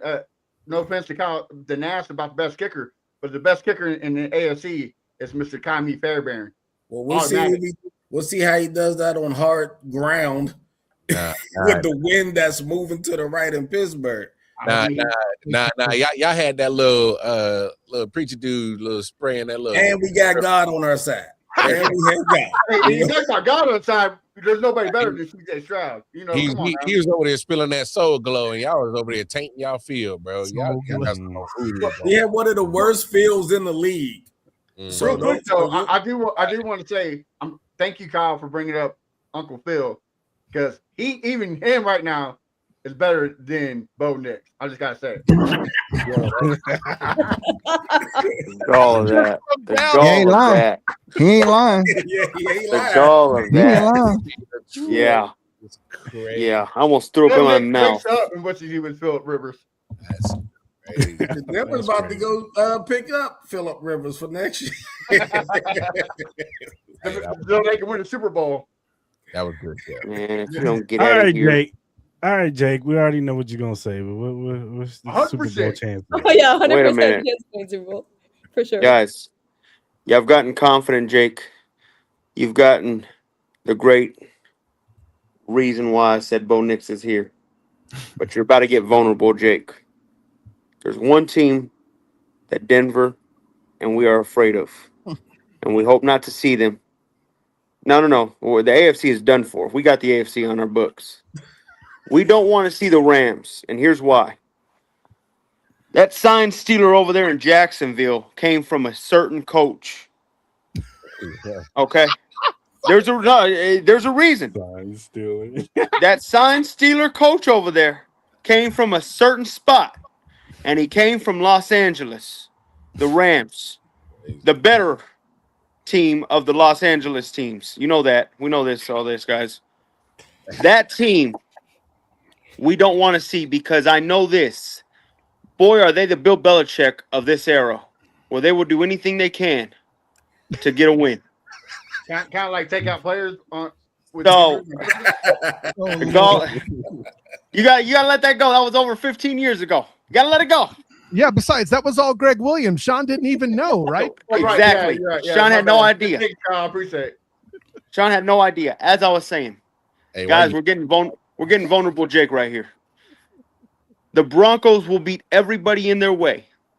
And I think we will get back at Jacksonville when we play Jacksonville again, because I do believe we will see Jacksonville once again in these playoffs. Because I do believe that they do not know their scheme for certain. And they also have Trevor Lawrence, who I'd rather have Sunshine instead of him, the real Sunshine from Remember the Titans. I'm sorry. In the end, Trevor will choke like no other. But I know that boy from Detroit. You remember him, Matthew Stafford. He now is with Los Angeles, and he has experience. I don't want to see this team. This is truthful Jake. This is scared Jake. But we also know this. We know that Bo will be better than him in the coming years. Oh, God. Hold on. You got to stop. Because remember what Matthew Stafford did. You got to stop, bro. It took how long for Matthew Stafford to win a Super Bowl? It took him to move on to a whole different team. This is the one thing we have to do. I hope we see the Eagles, but if we have to see the Rams, boy, I hope they change the onside kick rules for us that game, because we're going to need it, because it's going to be a tough one. I hope they do it where we can sneak it. It's going to be a tough one to win that one. But, guys, overall, the Super Bowl will be the Denver Broncos unless the Rams show up, and then we're going to have to figure a way to steal some signs ourselves, because that's the only way you can beat that team, I'm telling you. So we're hoping the Eagles do that for us in the NFC. We feel very confident. We get to play the bum Chargers here soon once we get, if they can get past the Patriots, first off. Or we get to see the mangling Texans who are afraid to, who I think their backup is better than their starter. So I'm excited. We're ready. And it's going to be a hell of a year. And remember, I said it once and I'll say it one more time. Guys, you better beat us now, because this is the worst of our team. We're about to go crazy, and we're about to have a free agency spree here in the freaking 3 months. I'm telling you right now, guys, we're about to go crazy in free agency. Just start buying anybody we can, because we're about to have that money. So y'all better beat us now, because if you don't, you can have all the money you want, but the pros are going to look at this podcast and realize the drugs are bad in Denver and not want to be there. We're not going to come because this guy takes way too much drugs. We're not doing it. Now, Chef, I understand why you're saying that, but I got to give Jake a little credit. He had some sense. Unlike Robert Saleh, he knew to keep Liam Cohen's name out of his mouth when he said sign stealer. Yeah, get out of here with that. Gosh. I can't wait. Guys, I think we're noticing, I think in years to come, it's going to be a dynasty fight between Kansas City and Denver. I think the next 5 of 6 years, it will be one or the other winning the Super Bowl. So y'all better hold tight. That's the smartest thing you said all day, Jake. Chargers, hold our beers, please. You and the Raiders can sit back and relax and watch the show. But it's about to get ugly out there in the AFC West. Good luck. I'm pretty sure that's the first time I've seen Gabby straight up facepalm before. That was it. I'm just calling a spade, guys. This is what I got to do. Because Jake is a habitual line stepper. You know what I'm saying? It's like. We noticed with the Drew Brees talk. We noticed. We did it. For some reason, he keeps calling clubs spades. I don't know. I don't know why he does that. Hold on. Y'all, one of these days, y'all gonna look up Drew Brees highlights, and y'all gonna come back to me and tell me. You know what, Jake? You had a point on that. He was pretty good. What? Yeah, man, he was pretty damn good. He's better than what I thought, Jake. Somebody said earlier that Jake last year was calling for Sean Payton to be fired. I never said that. Not once. That's a line at 3/4. Don't do that. Sean's here. Let me find that. I'll tell you this: Russell Wilson should have been gone the second we got that idiot. George Patton should have been gone. He's lucky that Sean Payton wanted him to keep him there. I'll tell you that. That GM, he better be thanking Sean Payton for that. We're about to do the unthinkable, man. All right, man. Do the All unthinkable. right, man. Let's do some game breakdowns. Kyle, you're the only one that's going to be able to represent for y'all game because we didn't get a Buffalo. The guy he couldn't make it, but talk about the game. What do you feel the keys to the game for Jacksonville to win this game? I mean, obviously, it's for the Bills to find. For the Bills side, I'll speak for them. It's obviously to find that Trevor Lawrence that makes mistakes. We just haven't seen it for a while. And the last mistake he made was against Jake's defense over there at the Mile High, making an ill-advised late throw at the end zone. Right decision, wrong throw. That's what it boiled down to. Sure, they still won the game, but at day's end, that's what you have to do first if you want a shot as a Bills a fan, is to get Trevor Lawrence to make mistakes. The other is, frankly, to let Josh Allen run the ball and then be in that position where he's physically wasted at the end of the game. You might know it here on Chiefs Kingdom. You saw it last playoffs. So I say all the above to say, for the Jags to win, just keep doing what you've been doing. Look like how you did in Mile High, minus that interception. Look like how you did finishing out your schedule carefully without making mistakes, not making the mental errors, and maybe a turnover or two will also help things out. Shouldn't need a 67-yard field goal, but if that comes up, that would be dramatic, I suppose. But listen, I joke like this might be among the tougher playoff games to pick this week, simply because these teams are evenly matched, in my opinion. Not so much on how they look in the rosters, but just how much difference Josh Allen and company can make against a defense that's not necessarily great at sacking the quarterback. But if you contain the run, you dare Josh to throw, you might have a fighting chance. Agreed. All right, Gabby, talk about how you feel like the Patriots can beat the Chargers on Sunday.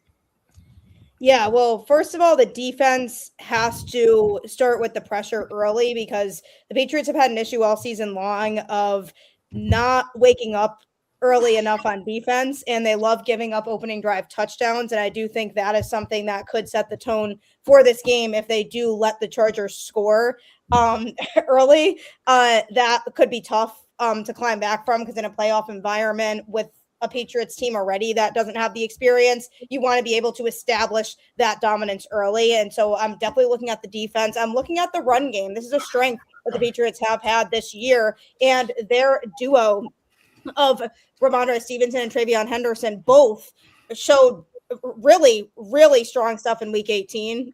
Granted, they were playing the Dolphins, but still, these two have really established a really good partnership in terms of usage, and I'm looking to those two to really step up. The receiving core, definitely I'm a little bit concerned about going into this game. They have some injuries in that department right now. Stephon Diggs, I am hoping, is going to be huge in this game. Early on in the season, he wasn't getting a lot of touches, but as of late, the more that he was involved in the offense, he's somebody who could really step up and really benefit the Patriots, especially because of the fact that he's the veteran. He's the guy here who, you know, the Patriots are going to hopefully look to really step up a lot.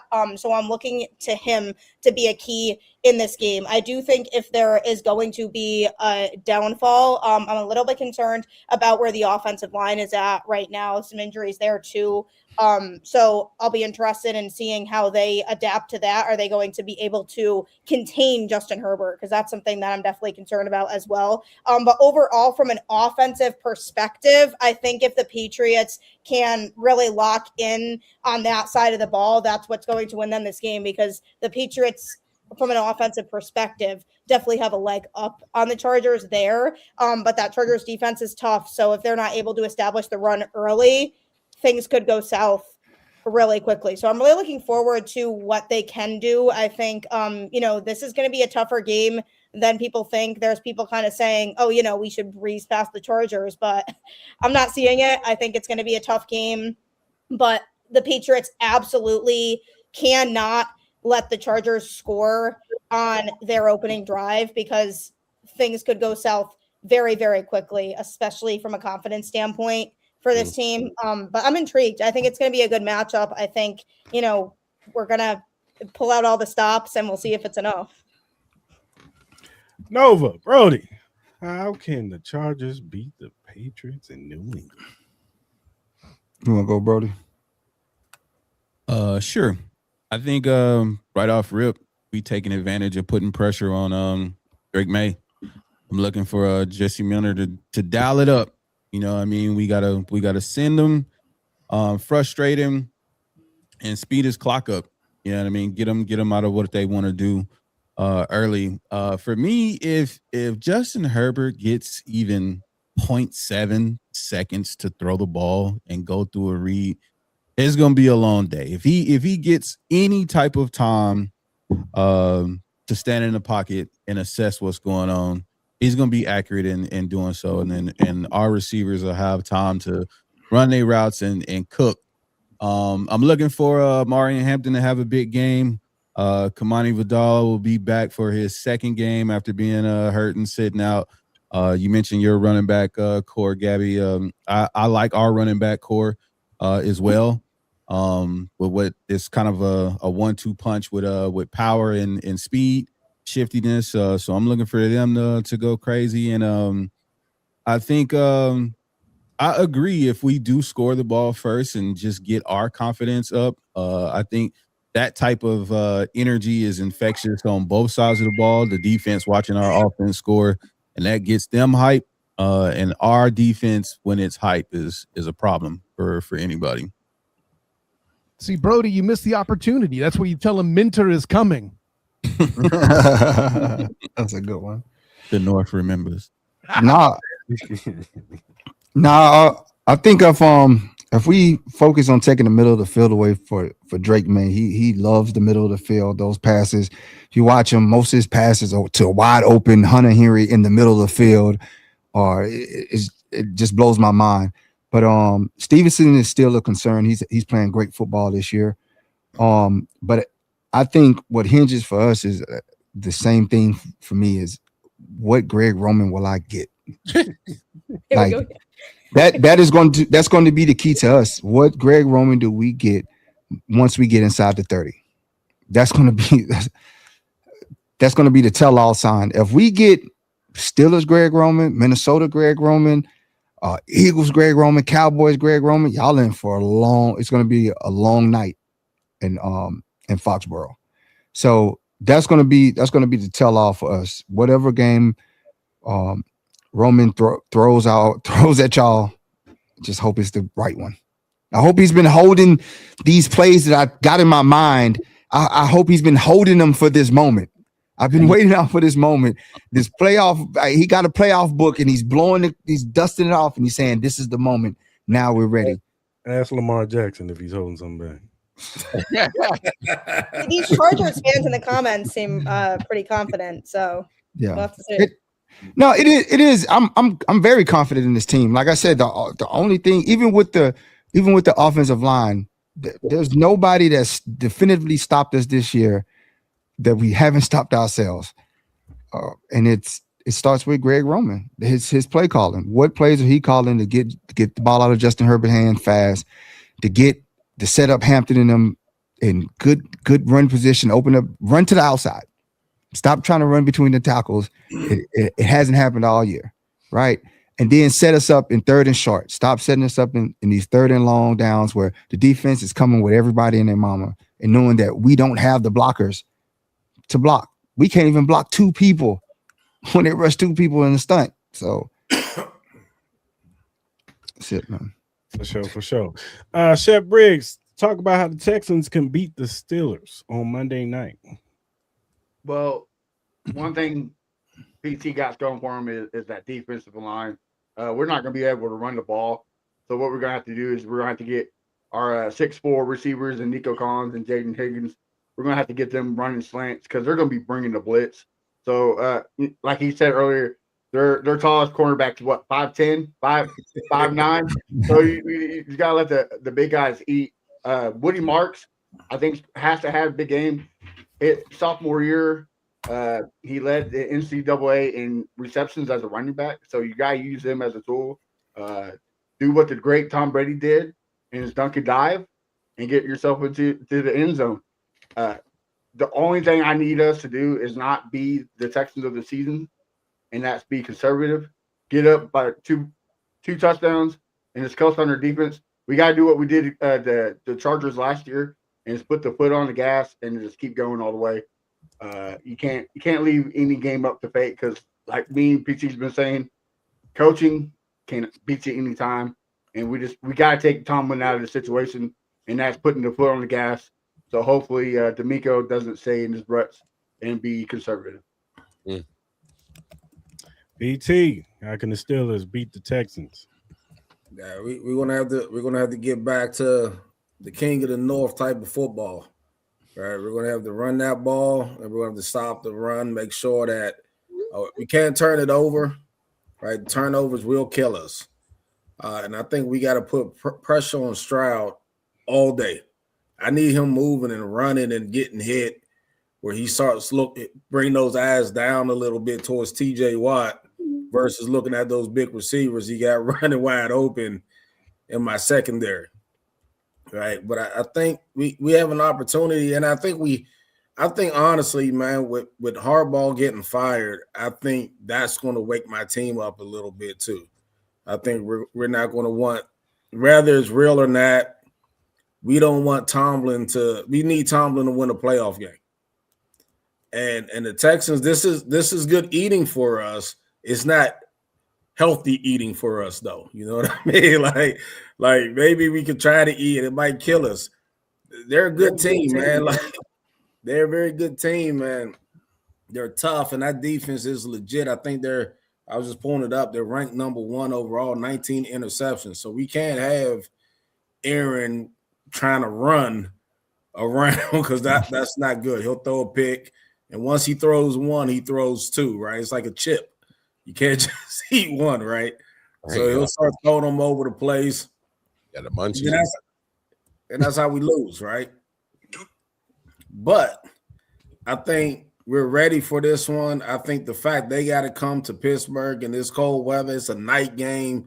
So you're not even talking 34 degrees. You're probably talking 20 degrees. Remember this man right here, the French fry king of Brazil? Yeah, right. Yeah, 100, right? But bringing them up here, we'll see. That's going to be a tough sled, but their team is tough. The quarterback's tough. The coach is tough. I think it will be a close game. I think it'll be somewhere 16-13, low scoring. We got to keep it kind of close. If it gets into the 24s, then that can get tough for us with that defense. Then again, if we take Arthur Smith away and let Aaron call his own plays, we seem to score more. so, maybe that's what we got to do for this game. Damn, it sounds like everybody got the OC blues up in this joint. I'm good. I imagine that. Yeah. Damn, man. Yeah, it'd be 3rd and 13. Arthur be like, let's throw a negative 2-yard pass to a tight end and see if he can make someone miss. Yeah, that's same as Nick Haley. Third and 20. Let's run a running back draw, which makes no sense. What are you doing? Yeah. Jake, you want to talk about how y'all gonna lose the bye week? No, just playing. We ain't losing no bye week. We're resting. Need a rest. Score on the bye week.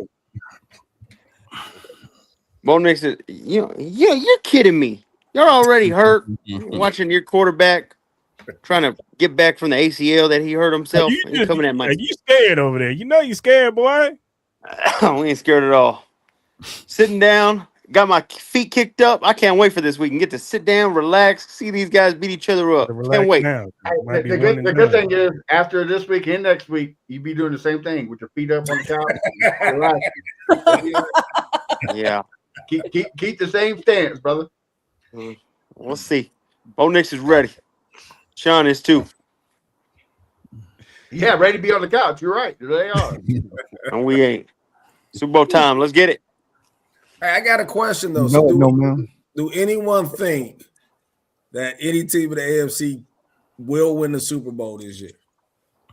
No, I think yeah. do not think so. I think it will come from the NFC. Nah, I think definitely Rams team is tough. The Rams team is tough. We don't want to see them sign Steelers. We got one on our side too, though. Don't worry.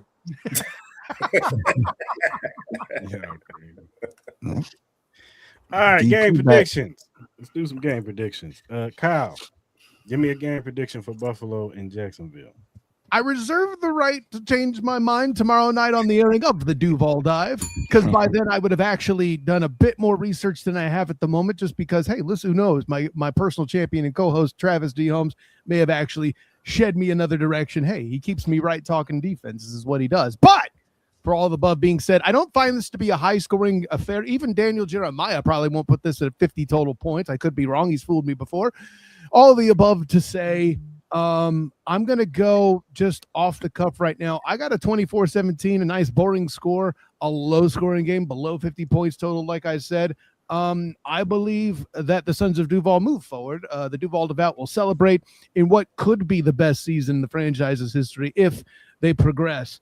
But you got to get there first. This is a step in that way. In the words of the great Kobe Bryant, job's not finished. So, yeah, all that being said, 20s, I already forgot what it is.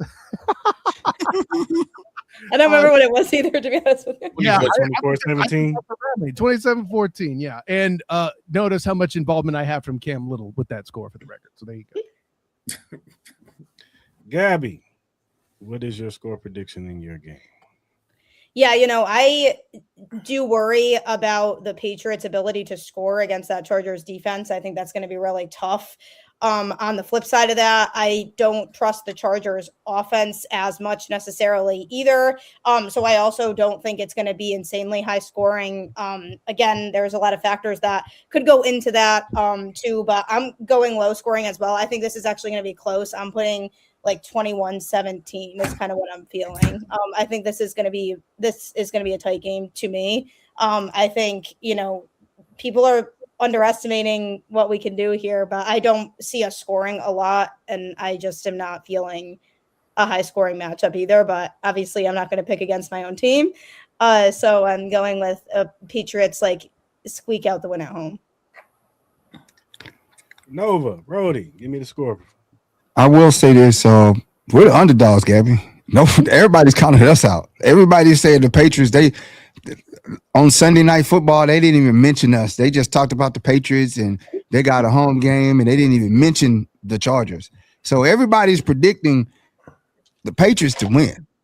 But I got us winning a 28-17 matchup in Foxborough, and I think Omari Hampton is going to introduce himself to the world in this game.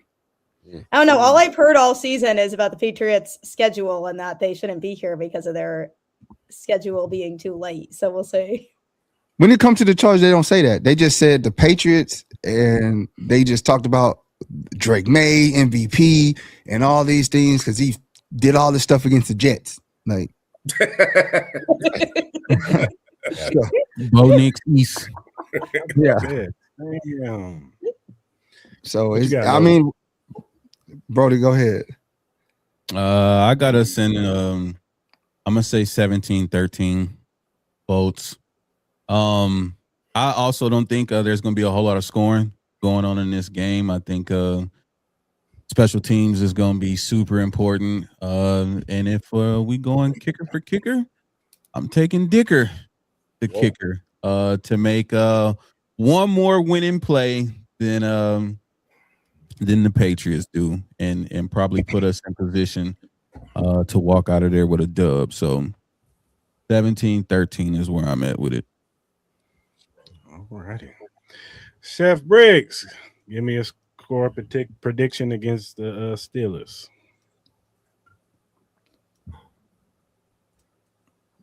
I hear you. It's on mute. Like BT says, it's going to be a cold game. So it's not going to be a high scoring game. It's not going to be an explosive offensive game. I think it's going to be a low score game. I'd say about 17-9. I think the Texans, because that D'Amico Ryan's mindset is get up two possessions and let the defense do its job. So I think that's what he's going to do. My other score prediction is Drew Brees by 80,000 and Bo Nix 0. There. Yeah. 17-9 is a particularly unique score, Chef. I got to give you credit. Hey, PT, tell them how y'all gonna win, man. Tell them how you're gonna beat them. Yeah, I see it coming down to a field goal. Chris Boswell, 45-yarder. You mean the field goal that he missed? Right down the middle. He got to make up for that. You got to Don't make don't up. say that. Don't you dare say that, because you let the Chargers get away with the Dicker the kicker when he missed that important kick against the Texans not 2 weeks ago. Don't do that now. You let that guy just tell us about how Dicker the kicker's great. Don't do that. Go ahead, finish the And PT. our kicker might have missed it, but that's the first one he missed all year, and it didn't mean anything. We still won the game, right? But now he's at home. We're in Acrisure Stadium, 45-yard field goal, 17-20. Steelers walking off the field. Mike Tomlin blowing kisses. King of the North, baby. That's who PT, we you're are. missing one more thing. PT, you're missing one more thing. Which What's day that? do y'all play? Monday night, baby, with Tomlin. What's don't Tomlin's lose. record on Monday Night Football? Tomlin does not lose on Monday night, baby. There you go. So All let's, things must come to an end there, fellas. yeah, like your season. Hey, you know what else happened? All right. You also forgot stat. Nick Wright is 0-3 when he's picking against the, or 0-2 against the picking the Texans. He picked the Browns, he picked the Chargers, now he's picking the Steelers. So guess what? We're gonna prove him wrong one more time. He's smoking that Rex Ryan pack. Watch. I'm telling you. I've never seen a man so desperate to cater to a host before. You mentioning Nick Wright? I hope you're doing that just because this is a Chiefs podcast. Steph. Come on. Look, I'm telling you, look, they pick us because they hate us. It's all right. Hey, look, Nick need to cut his hair, man. He let it grow too long, man. I don't know what he's doing with that. But that's okay. We'll let him go. But that's long. I brought it Nick Wright because Jake reminds me so much of him. So it's kind of, I want to, maybe Don't ever compare me to that idiot. That guy picked the Broncos to miss the playoffs with the Raiders. I mean, with the Chargers. And the Chiefs and the Raiders both missed. Hey, I do want to say one more thing, man. If we don't win this year, then y'all better win it, because starting next year when Will Howard starts, the dynasty begins. Now you sound like Jake. Oh, No, hell no. Y'all better stop. Sound like Jake over here. Jeez. Will Howard's better than Dan Marino. I didn't say that at all. We'll save that one for next year. I'll say that for next year. All right, everybody. Appreciate y'all coming on the show, giving y'all insight on the playoffs. Should be a good weekend of football, man. And good luck to all of y'all, except for Jake. Good luck for all of y'all. How dare you? Good luck to all of y'all, man. Hope y'all, had fun this weekend, but some of y'all won't be sad. If the Broncos lose coming out of the bye week, you have to have him on again. You have to. Absolutely. But don't worry. I never hear from them until the Super Bowl wins. Don't worry. Wildcard Mall will send me a good old message. Say, hey, man, you called it. You were right. It's time to put you on, man. All right, y'all. Appreciate y'all coming on the show, man, and giving y'all insight, man. And gotta have you guys back on the show sometime next year, next season, and talk ball, man, for sure. Enjoy Cancun. Hey, whenever y'all get the NFC side, y'all let me know who they're afraid of the most of the AFC. No doubt in my mind they're gonna say Denver. No doubt in my mind. On the y'all NFC get that yeah, whatever you talk, because y'all got all the AFC guys. Y'all gonna get NFC guys next? We just did AFC. Oh man, I wish I would have done NFC, because those guys would have been scared shitless of Denver Broncos. I can't wait. Super Bowl goes. We here. Hi everyone. All right. Welcome to Boston Balling. I got you. That's me talking. All right, everybody. Tell everybody, we'll go around. Gabby, tell everybody where they can find you at. Yeah, sure. You can follow me on Instagram at Gabby_Maljanian10. I'm also on Twitter at Gabby Maljanian. I have 2 podcasts, Boston Balling and Locked On Red Sox, and you can find those on any podcast platform. So yeah, make sure you check it out. Boston Balling, I talk everything Boston sports. So things are good for me right now at the moment because the Celtics are playing well. we'll see what happens with the Pats. So good time to subscribe and tune in, especially if you're a Boston fan. Say less. Nova, Brody, tell everybody where they can find y'all. Brody, you know what the deal is. Like, share, subscribe, comment. Follow us on all social media platforms. Search at LSBoats15. We are on Twitch. We on X, but we not on X. We on Facebook, YouTube, IG, and TikTok. So make sure y'all tap in with us, man. We do a pregame, midweek, and post-game reactions weekly for our boats. Shout out Boat Family, Boat Gang, it don't bang. And yeah, we'll see y'all soon, man. PT, tell everybody where they can find you. Yeah, you can find me on the Real Leadership Podcast with your host Peyton PT Tomlin. We talk everything leadership development, leadership transformation, current leadership issues, and good platform. You can also follow me on all the social media, Facebook, Instagram, Peyton PT Tomlin. And look forward. Thank y'all much for calling me, getting me on this show, man. I love always joining you all, bringing the Steeler love to you all, and but we'll talk soon. It's still a horseshoe, man. Jake, my guy Jake, you all right with me, Jake? You know I love your confidence, Jake. Tell everybody where you find you at, man. Is he still there? I think he froze up. Oh no! He froze. Hallelujah. That's how they're gonna freeze. That's how they're gonna freeze up week 2, baby. Yeah, nah. He just messaged me. He said his internet froze, but now y'all Look, they're gonna cut out just like that. Denver Broncos. All right, y'all. I gotta go to the NFL. Unbelievable.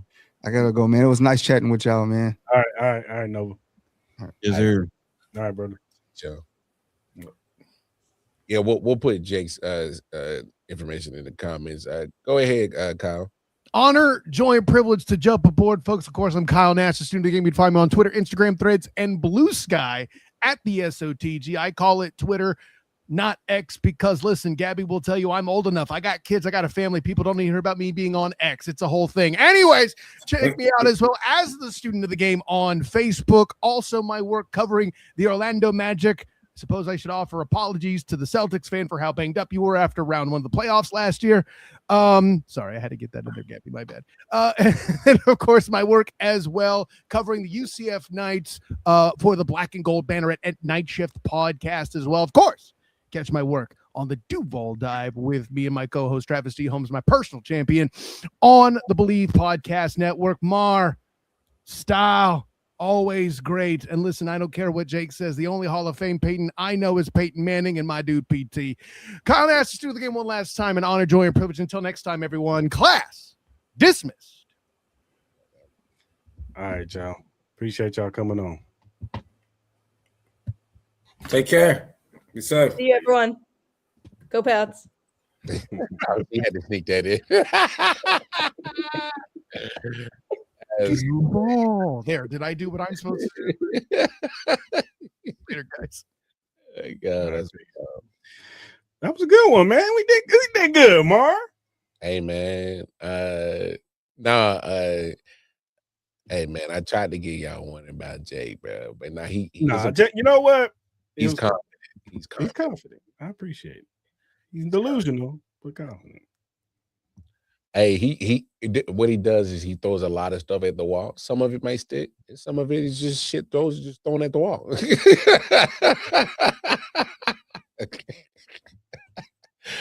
But nah, he's good people. But nah, that was fun, man. I instantly went over to Gabby's page, YouTube channel, and subscribed, man, because I always respect the ladies that know their business and talk. That can hold their own.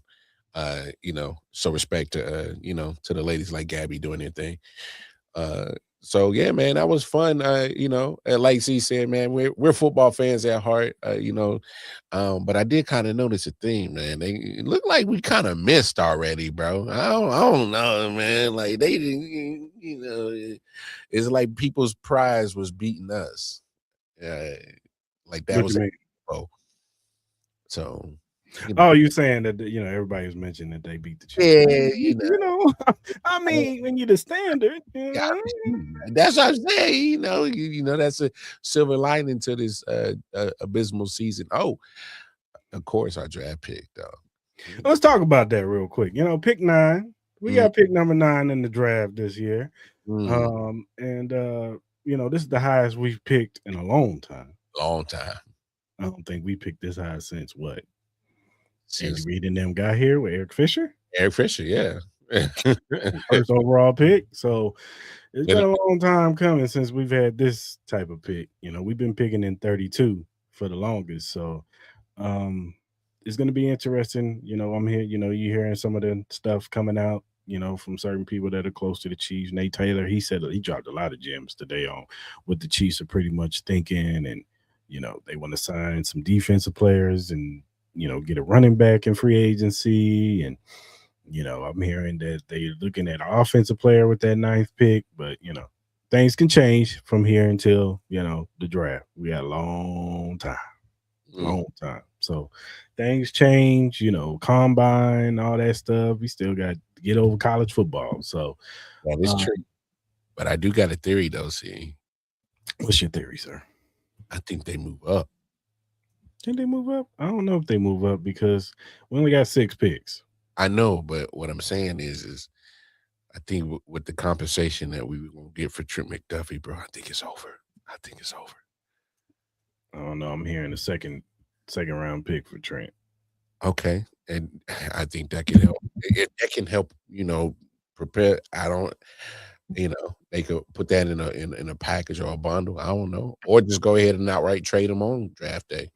I don't. Because I'm also hearing that Trent is willing to wait it out. Because remember, he's still on the contract. Yeah, he may still be on the contract, but the value. Yeah, I hear you. Yeah, it'll dwindle if we wait. I hear you. It'll it's McDuffie 6th round, damn 6th round pick. I'm just saying, like, if you get to certain, you call around and you're like, all right, well, this is what everybody's really offering. This is as best as gonna get. Otherwise, it start heading the other direction. I think you gotta pull the trigger. And I hate this because I thought for sure, like, yo, man, we signing him back. He's gonna break the mold of, the past history with these when it